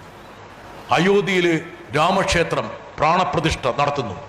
ഇന്ത്യയിലെ അമിതാഭ് ബച്ചൻ മുതൽ പ്രമാണികൾ മുഴുവൻ അങ്ങ് അണിനിരക്കുന്നു. ഇന്ത്യയിലെ ചാനലുകൾ മുഴുവൻ ഇത് സംപ്രേഷണം ചെയ്യുന്നു. ഇന്ത്യൻ പാർലമെന്റിൽ അയോധ്യയിലെ പ്രാണപ്രതിഷ്ഠയെക്കുറിച്ച് പ്രത്യേക ചർച്ച. കോൺഗ്രസ്സുകാർ പോലും, മുഖ്യ പ്രതിപക്ഷമായ കോൺഗ്രസ്സുകാരും ഭയന്നു. അവർ പോലും ആ ചർച്ചയിൽ പങ്കെടുക്കുന്നു. ആ സാഹചര്യത്തിലാണ് ഞാൻ അവിടെ പ്രസംഗിക്കാൻ എഴുന്നേക്കുന്നത്. ഇത് ശ്രദ്ധിക്കുക. പ്രസംഗിക്കാൻ എഴുന്നേറ്റപ്പോൾ ഞാൻ പറഞ്ഞൊരു കാര്യമുണ്ട്. അതായത് രാമൻ എന്ന് പറയുന്നത് നിങ്ങളുടെയല്ല, ഞങ്ങളുടെയാണ് രാമൻ. മഹാത്മാഗാന്ധിയുടെ രാമനാണ്. സ്നേഹത്തിന്റെ അനുകമ്പയുടെ രാമനാണ്. നിങ്ങൾക്കൊരു രാമനുണ്ട്. ആ രാമൻ എന്ന് പറയുന്നത് നാദൂർ രാമനാണ് എന്ന് ഞാൻ അവരെ നോക്കി പറഞ്ഞു. ധന്യാസ്, അതായത് നിങ്ങൾ വിശ്വസിക്കില്ല, ഞാൻ ഈ പ്രസംഗം ഇരുന്ന് കഴിഞ്ഞപ്പോഴേക്കും ഒന്ന് BJP മെമ്പറൊക്കെ ഭയങ്കര ക്ഷുഭിതമായി. കോൺഗ്രസിലെ പ്രധാനപ്പെട്ട നേതാക്കന്മാർ എന്നെ വിളിച്ചു പറഞ്ഞു, ബ്രിട്ടാസെ അങ്ങനെയൊന്നും പ്രസംഗിക്കരുത്, നിങ്ങളെയൊക്കെ ഇവർ കൈകാര്യം ചെയ്ത് കളയും, മാത്രമല്ല ഇനി എന്തായിരിക്കും സംഭവിക്കാൻ പോകുന്നത്. ഞാൻ വിചാരിച്ചു എന്ത് സംഭവിച്ചു. പക്ഷേ എനിക്കിപ്പോൾ സന്തോഷമുണ്ട്. 2024 തെരഞ്ഞെടുപ്പിന് ശേഷം എന്നെ ജാഗ്രതപ്പെടുത്തിയ പല കോൺഗ്രസ്സുകാരും ഞാനന്ന് പറഞ്ഞ വാക്കുകൾ ഇപ്പോൾ പാർലമെന്റിൽ ഉച്ചരിക്കാൻ വേണ്ടിയിട്ട് ധൈര്യം കാണിക്കുന്നു എന്നുള്ളതിൽ എനിക്ക് വലിയ സന്തോഷമുണ്ട്. ഈ പൊളിറ്റിക്സ് എന്നത് ഇപ്പൊ ഒരു ഫുൾ ടൈം കരിയറായിട്ട് തീരുമാനിച്ചു. അതായത് കുറെ കാലം ജേർണലിസ്റ്റ് ആയിരുന്നു, ഒരു സിനിമയിൽ അഭിനയിച്ചു. അത് പറഞ്ഞില്ലല്ലോ. പിന്നെ ഇപ്പൊ പൊളിറ്റീഷ്യൻ ആയി. പക്ഷേ സിനിമയിൽ ഞാൻ ഒരു നായകനായിട്ട് അഭിനയിച്ചു, അങ്ങനെ പറയണം. നായകനായി അഭിനയിച്ചു. അപ്പൊ ഇതൊരു ഫുൾ ടൈം കരിയറായി ഇനി തീരുമാനിച്ചോ? ഞാൻ തന്നോട് പറഞ്ഞല്ലോ, നമ്മുടെ ജീവിതം എന്ന് പറഞ്ഞാൽ എല്ലാം ആകസ്മികതകളാണ്, എല്ലാം ആക്സിഡൻസ്. ഓരോ വഴിയിലൂടെ നമ്മളിങ്ങനെ കടന്നു പോവുക. പക്ഷെ ഞാനതിൻ്റെ ഒരു കരിയർ എന്നുള്ള രീതിയിലല്ല കാണുന്നത്. പക്ഷേ ഞാനിപ്പം രാജ്യസഭ മെമ്പറാണ്. ഞാനത് പൂർണ്ണമായിട്ടും ആ ഒരു ഉത്തരവാദിത്വം നിർവഹിക്കണം എന്നുള്ളൊരു അഭിപ്രായക്കാരനാണ്. അതായത് കഴിയുന്നതും ഇപ്പം എന്നിൽ ഏൽപ്പിച്ചൊരു ഉത്തരവാദിത്വമുണ്ട്. ഇപ്പം എന്നെ ഒരു രാഷ്ട്രീയ പാർട്ടിയുടെ ഉത്തരവാദിത്വം ഏൽപ്പിക്കുമ്പോൾ അതിനോട് പൂർണ്ണമായി നീതി പുലർത്തണമെന്നൊരു ആഗ്രഹമുണ്ട്. അപ്പോൾ ആ അർത്ഥത്തിൽ ഞാൻ പൂർണ്ണമായും അതിനെ കരിയർന്ന് ഞാൻ വിളിക്കുന്നില്ല, പക്ഷെ അത് പൂർണ്ണമായിട്ടും ഞാൻ അതിൽ മുഴുകിക്കൊണ്ടിരിക്കുകയാണ്. മാത്രമല്ല എനിക്കുള്ള ഒരു അഭ്യർത്ഥന എന്ന് പറഞ്ഞാൽ, നമ്മുടെ ആൾക്കാരെല്ലാം പൊളിറ്റിക്സിൻ്റെ ഭാഗമാണ്. പൊളിറ്റിക്സ് ഉദ്ദേശിക്കുന്ന ഒരു രാഷ്ട്രീയ പാർട്ടിക്ക് വരുന്നില്ല, അപ്പൊളിറ്റിക്കലാകരുത്. എന്താ കാരണം? ഞാൻ എപ്പോഴും പറയാറ് കാര്യം, നമ്മുടെ ഈ മീഡിയ മുഴുവൻ ഈ ഏറ്റവും കൂടുതൽ ഓഡിറ്റിങ്ങിന് വിധേയമാകുന്ന ആൾക്കാർ രാഷ്ട്രീയക്കാരാണ്. ഇവിടെ ഇരിക്കുന്ന ഏറ്റവും കൂടുതൽ ഓഡിറ്റിങ്ങിന് വിധേയം ഞങ്ങളെപ്പോലുള്ള ആൾക്കാരാണ്. നിരന്തരം വിചാരണയ്ക്ക് ഞങ്ങൾ വിധേയരാകണം. ഒരു കുഴപ്പമില്ല, നല്ല കാര്യം. ഇലക്ഷൻ ഫൈറ്റ് ചെയ്യണം, ജനങ്ങളുടെ വിചാരണയ്ക്ക് തയ്യാറാകണം. ഇത്രയും വിചാരണയ്ക്ക് സ്ക്രൂട്ടണിക്ക് വിധേയരാകുന്ന മറ്റൊരു വിഭാഗം ഇന്ത്യയിലില്ല, ലോകത്തില്ല. ബ്യൂറോക്രസി ഇല്ല, ബിസിനസ്മാൻ ഇല്ല, മീഡിയ ഇല്ല, ഒരു രംഗവും ഇല്ല ഇത്രയും സ്ക്രൂട്ടണിക്ക് വിധേയമാകുന്ന ആൾക്കാർ. പക്ഷെ എന്നിട്ടും നമ്മുടെ മാധ്യമങ്ങൾ അറിഞ്ഞോ അറിയാതെയോ ഒരു അരാഷ്ട്രീയത നമ്മുടെ സമൂഹത്തിൽ ഇങ്ങനെ ഇഞ്ചക്ട് ചെയ്യുകയാണ്. ഇതുകൊണ്ട് സംഭവിക്കുന്നതെന്ന് വെച്ചാൽ നല്ല സോഷ്യലി ഓറിയന്റഡ് ആയിട്ടുള്ള, പ്രബുദ്ധതയുള്ള, ബുദ്ധിയുള്ള, ബോധമുള്ള, വിവരമുള്ള, വിദ്യാഭ്യാസമുള്ള വലിയൊരു വിഭാഗം ആൾക്കാർ രാഷ്ട്രീയത്തിൽ നിന്ന് മാറി നിൽക്കുക. അപ്പോൾ അവർ വിചാരിക്കും അവർ ചെയ്യുന്നത് ഭയങ്കര നല്ല കാര്യമാണ്, നമുക്ക് രാഷ്ട്രീയമൊന്നുമില്ലപ്പാ. പക്ഷെ അവർ ചെയ്യുന്നത് ലോകത്തിലെ ഏറ്റവും വലിയ മണ്ടത്തര. എന്താ കാരണം? അവർ മാറി നിന്ന് കഴിഞ്ഞാൽ ആ ഇടത്തിലേക്ക് വരുന്ന ആൾക്കാർ ലംബൻ എലമെന്റ്സ് ആയിരിക്കും, സാമൂഹ്യ വിരുദ്ധരായിരിക്കും, സമൂഹത്തോട് പ്രതിബദ്ധതയുള്ളതായിരിക്കില്ല. അപ്പോൾ യഥാർത്ഥത്തിൽ നമ്മുടെ ഈ പൊളിറ്റിക്കൽ സ്പേസിൽ മുഴുവൻ ഒരുപക്ഷെ യാതൊരു തരത്തിലും ഗുണമേന്മയില്ലാത്ത ആൾക്കാർ വന്ന് നിറയുകയും അവർ ഈ പറഞ്ഞ ആൾക്കാരെ ഭരിക്കുകയും ചെയ്യുന്ന ഒരു അവസ്ഥയിലേക്ക് കാര്യങ്ങൾ എത്തും. ഇതാണോ നമ്മൾ ആഗ്രഹിക്കുന്നത്? അല്ല. നമ്മുടെ രാഷ്ട്രീയത്തിലേക്ക് സമൂഹത്തിന്റെ ഏറ്റവും നല്ല വ്യക്തികൾ കടന്നു വരണം, ഏത് രംഗത്തുള്ളവരും കടന്നു വരണം. വിദ്യാഭ്യാസവും വിവരവും പ്രബുദ്ധതയും, വിദ്യാഭ്യാസം ഉദ്ദേശിക്കുന്ന കോളേജ് ഡിഗ്രി അല്ല, ജനങ്ങളുമായിട്ടുള്ള സംസർഗമുള്ള, സമ്പർക്കമുള്ള, അവരുടെ പ്രശ്നങ്ങൾ മനസ്സിലാകുന്ന ആൾക്കാർ കടന്നു വന്നാൽ മാത്രമേ ഇന്ത്യൻ രാഷ്ട്രീയത്തിൽ ഒരു മാറ്റം വരുത്താൻ പറ്റുള്ളൂ. അതുകൊണ്ട് എനിക്ക് മാധ്യമപ്രവർത്തകർക്ക് നൽകാനുള്ള ഉപദേശം എന്ന് പറയുന്നത്, നിങ്ങൾ ഈ അരാഷ്ട്രീയത സൃഷ്ടിക്കരുത്. നമ്മുടെ പുതുതലമുറയെ സ്വാഭാവികമായിട്ടും രാഷ്ട്രീയത്തിലേക്ക് ചേർത്ത് നിർത്തണം. എന്താ കാരണം? അവരുടെ ഭാവിയും ഭാഗതയും നിർണ്ണയിക്കുന്നത് രാഷ്ട്രീയമാണെന്ന് ആത്യന്തികമായിട്ട് അതായിരിക്കാം ഏറ്റവും മുകളിൽ വരുന്നത് എന്നുള്ള കാര്യം നമ്മൾ മറക്കരുത്. എനിക്ക് ആക്ച്വലി വേറൊരു കംപ്ലൈന്റ് ഉണ്ട്. പല എൻ്റെ അവസാനത്തെ ക്വസ്റ്റ്യനേഷൻ നമ്മൾ ഓഡിയൻസിലേക്ക് പോകും, 15 നിമിഷം ഓഡിയൻസിന് ക്വസ്റ്റ്യൻസ് എടുക്കും. ഈ ജേർണലിസ്റ്റുകൾ നിങ്ങൾ ന്യൂട്രൽ അല്ലേ, നിങ്ങൾക്ക് ബയസ് ഇല്ലാലോ. ന്യൂട്രൽ ആവാൻ പാടില്ല ജേർണലിസ്റ്റ്. എല്ലാവർക്കും അവരവരുടെ ബയസ് ഉണ്ടായിരിക്കണം. പക്ഷേ ഇപ്പൊ എനിക്കൊരു പൊളിറ്റിക്കൽ ബയസോ അല്ലെങ്കിൽ ഒരു ജെൻഡർ ബയസോ ഉണ്ടെങ്കിൽ അതിന് മുകളിലേക്ക് റിപ്പോർട്ട് ചെയ്യുമ്പോൾ എനിക്ക് ആ ബയസ് മാറ്റി വെക്കണം. എന്നാൽ പോലും ഒപ്രസ്ഡ് ആയ ആൾക്കാരെ കുറിച്ചും സ്ത്രീകളെ കുറിച്ചൊക്കെ എഴുതാനുള്ളൊരു ബയസ് ആയിരിക്കും നമുക്ക് എല്ലാവർക്കും ഉണ്ടാവേണ്ടത്. എൻ്റെ അവസാനത്തെ ചോദ്യം, 2019 പാർലമെന്റ്, നരേന്ദ്രമോദി ലീഡ് ചെയ്ത പാർലമെന്റും 2024 പാർലമെന്റും തമ്മിലൊരു വ്യത്യാസമുണ്ട്. അതായത് ഇപ്പോൾ ഓപ്പോസിഷൻ MPസിനും കൂടുതൽ ഒരു ധൈര്യമുണ്ടോ ഒരു പ്രൊവോക്കേറ്റീവ് ആയിട്ടുള്ള സ്പീച്ചസ് നടത്താനും? ആ ഒരു വളരെ ഡിഫറൻസ് ഉണ്ട് ഇപ്പൊ പാർലമെന്റിൽ തന്നെ. ഇത് അതായത് ഇപ്പം 2019 മോഡിയിൽ നിന്ന് 2024 മോഡിയിലേക്ക് വരുമ്പോൾ ഒരുപാട് മാറ്റങ്ങളുണ്ട്. പക്ഷെ ഒരു മാറ്റവും സംഭവിച്ചിട്ടില്ല എന്ന് നടിക്കുന്നത് മോഡി മാത്രമാണ്. അതായത് ഒന്നും സംഭവിച്ചിട്ടില്ല, ഞാൻ പഴയ മോഡി തന്നെയാണ് എന്ന് മൂപ്പർ നടിക്കുന്നുണ്ട്. പക്ഷെ യാഥാർത്ഥ്യം അതല്ല. ഇന്ന് ഞാൻ നേരത്തെ ധന്യോട് പറഞ്ഞല്ലോ, 2019 ആ ഭരണത്തിന്റെ അവസാന ഘട്ടത്തിൽ അങ്ങനെ ഒന്ന് പ്രസംഗിക്കാൻ ധൈര്യമുള്ള 2-3 MPമാർ മാത്രമേ പാർലമെന്റിൽ ഉണ്ടായിരുന്നുള്ളൂവെങ്കിൽ ഇന്ന് 10-200 MPമാർ ഇന്ന് ഉണ്ടായി എന്നുള്ളതാണ് ഇന്ത്യൻ രാഷ്ട്രീയത്തിൽ വന്ന വ്യത്യാസങ്ങളിലൊന്ന്. പക്ഷേ ഇത് സ്ഥായിയായ മാറ്റമാണോ എന്നുള്ളൊരു ചോദ്യം പ്രസക്തമാണ്. ഒരുപക്ഷെ നമ്മൾ കേരളത്തെക്കുറിച്ച് ചർച്ച ചെയ്തപ്പോൾ നിരന്തര ജാഗ്രത, നിരന്തര പ്രതിരോധം, നിരന്തര പോരാട്ടം എന്ന് പറയുന്ന പോലെ ഈ 2024 BJP ഏതര രാഷ്ട്രീയ പാർട്ടികൾ അല്ലെങ്കിൽ BJP വിരുദ്ധ രാഷ്ട്രീയ പാർട്ടികൾ ഉണ്ടാക്കിയ ആ ഒരു സ്പേസ് കുറേം കൂടി എക്സ്പാൻഡ് ചെയ്യാൻ വേണ്ടിയുള്ള ബോധപൂർവമായുള്ള ശ്രമങ്ങൾ വേണം. അത് കേവലം രാഷ്ട്രീയം കൊണ്ട് മാത്രം പറ്റില്ല. എൻ്റെ അഭിപ്രായത്തിൽ ഇന്നത്തെ പൊളിറ്റിക്സ് എന്ന് പറയുന്നത് കേവലം മുദ്രാവാക്യങ്ങൾ കൊണ്ടോ പൊതുയോഗങ്ങൾ കൊണ്ടോ മാത്രം അവസാനിക്കുന്ന ഒന്നല്ല. ഇന്നത്തെ രാഷ്ട്രീയത്തിൻ്റെ ഏറ്റവും പ്രധാനപ്പെട്ട പ്രതലമാകേണ്ടത് ഒരു കൾച്ചറൽ ആക്ടിവിറ്റീസ്, അതിൽ മീഡിയ ഉൾപ്പെടെയുള്ള ആ കൾച്ചറൽ ആക്ടിവിറ്റീസിലൂടെ മാത്രമേ യഥാർത്ഥത്തിൽ ഇന്ത്യയെ തിരിച്ചു പിടിക്കാൻ പറ്റുള്ളൂ. ആ ഒരു ബോധവും ജാഗ്രതയും ഇന്ത്യയിലെ രാഷ്ട്രീയ നേതാക്കൾക്ക് എല്ലാവർക്കും, എൻ്റെ പാർട്ടിയിലെയും മറ്റു പാർട്ടിയിലെയും മറിച്ച പാർട്ടി എല്ലാ രാഷ്ട്രീയ പാർട്ടികളുടെ നേതാക്കൾക്ക് ഉണ്ടാകണം. എന്താ കാരണം എന്ന് വെച്ചാൽ ഇന്ത്യ നഷ്ടപ്പെട്ടത് കൾച്ചറലി ആണെന്ന് വിശ്വസിക്കുന്നതാണ്. കൾച്ചറലി ആണ്. എന്തുകൊണ്ടാണ് ഇവിടെ മുസ്ലിമെന്നും ക്രിസ്ത്യനെന്നും ഹിന്ദു എന്നും പറഞ്ഞ ആൾക്കാർ വേർതിരിയുന്നതിൻ്റെ കാരണം ഒരു കൾച്ചറലാണ്. എന്നുവെച്ചാൽ നിങ്ങളുടെ മനസ്സിലേക്ക് ഈ പറയുന്ന ഒരു വിഷത്തിൻ്റെ വിത്ത് പാകാനുള്ള ഒരു സാമൂഹ്യ സാംസ്കാരിക അന്തരീക്ഷം ഈ പ്രതിലോമകാരികൾ വർഗീയ ശക്തികൾ സൃഷ്ടിച്ചു. അതിനെ സാംസ്കാരികപരമായിട്ട് നമ്മൾ നേരിടണം. ഞാനത് ചില കാര്യങ്ങൾ നമ്മൾ പറയുമ്പോൾ ചില ഇൻവെർട്ടർ കോമയിൽ ഉപയോഗിക്കുന്നത്. അപ്പം ഈ നമ്മൾ സംസാരിച്ചുകൊണ്ടിരിക്കുമ്പോൾ ഇൻവെർട്ടർ കോമ ഇടാൻ പറ്റില്ല. പക്ഷെ നിങ്ങൾ കേൾക്കുമ്പോൾ ഇൻവെർട്ടർ കോമ ഇട്ടോണോ അതിനകത്ത് കേട്ടോ? അതാണ് ഇൻവെർട്ടർ കോമ ഇട്ടിട്ട് കേൾക്കണം. പക്ഷേ താങ്കൾ പറഞ്ഞത് വളരെ ശരിയാണ്. എനിക്ക് സത്യം പറഞ്ഞാൽ കേരളവർമ്മ കോളേജിലെ ഒരു വിദ്യാർത്ഥിയായിരുന്നു എന്ന് ഇപ്പോൾ പറയാൻ തന്നെ എനിക്ക് നാണമാണ്. എന്നുവെച്ചാൽ തൃശ്ശൂർ എന്ന് പറയുന്ന ഒരു മണ്ഡലം BJPയിലെ ഒരു സ്ഥാനാർത്ഥിയെ തിരഞ്ഞെടുത്തു എന്നുള്ളത് ഒരു വലിയൊരു കളങ്കമാണെന്ന് വിശ്വസിക്കുന്നതാണ് ഞാൻ. അതിന് തർക്കമില്ല കാര്യത്തിൽ. ഞാനത് എവിടെയും തൃശ്ശൂർ ആൾക്കാരെ കാണുമ്പോൾ ഞാൻ ആദ്യം പറയുന്നത് നാണമില്ലേ എന്നുള്ള ചോദ്യമാണ്. അതായത് കേരളത്തിൻ്റെ ഈ നന്മകളെ മുഴുവൻ ചോർത്തിക്കളഞ്ഞ് ഇതുപോലുള്ള ഒരു തെരഞ്ഞെടുപ്പ് നടത്തിയതിലുള്ള ഒരു അമർഷം ഞാൻ എപ്പോഴും പ്രകടിപ്പിക്കാറുണ്ട്. പക്ഷെ അവിടെ വരുമ്പോഴും ഒരു പക്ഷേ സുരേഷ് ഗോപിക്ക് അല്ലാത്തൊരു പരമ്പരാഗത ഇൻവെർട്ടർ കോമ ഒരു രാഷ്ട്രീയക്കാരനെയാണ് BJP രംഗത്തിറക്കിയിരുന്നെങ്കിൽ വിജയിക്കുമായിരുന്നോ എന്ന് ചോദിച്ചാൽ ഇല്ല എന്ന് ഞാൻ പറയും സ്വാഭാവികമായിട്ട്.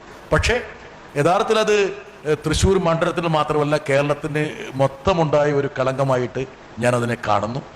തിരുത്താൻ കേരളത്തിന് ഒരു അവസരം ഉണ്ടാകുമെന്ന് ഞാൻ പ്രതീക്ഷിക്കുകയും ചെയ്യും. Thank you John Brittas. Thank you. കുറച്ച് സമയം അടുത്ത സെഷൻ തുടങ്ങാറായി അല്ലേ? Thank you very much to everyone. Thank you very much. Okay.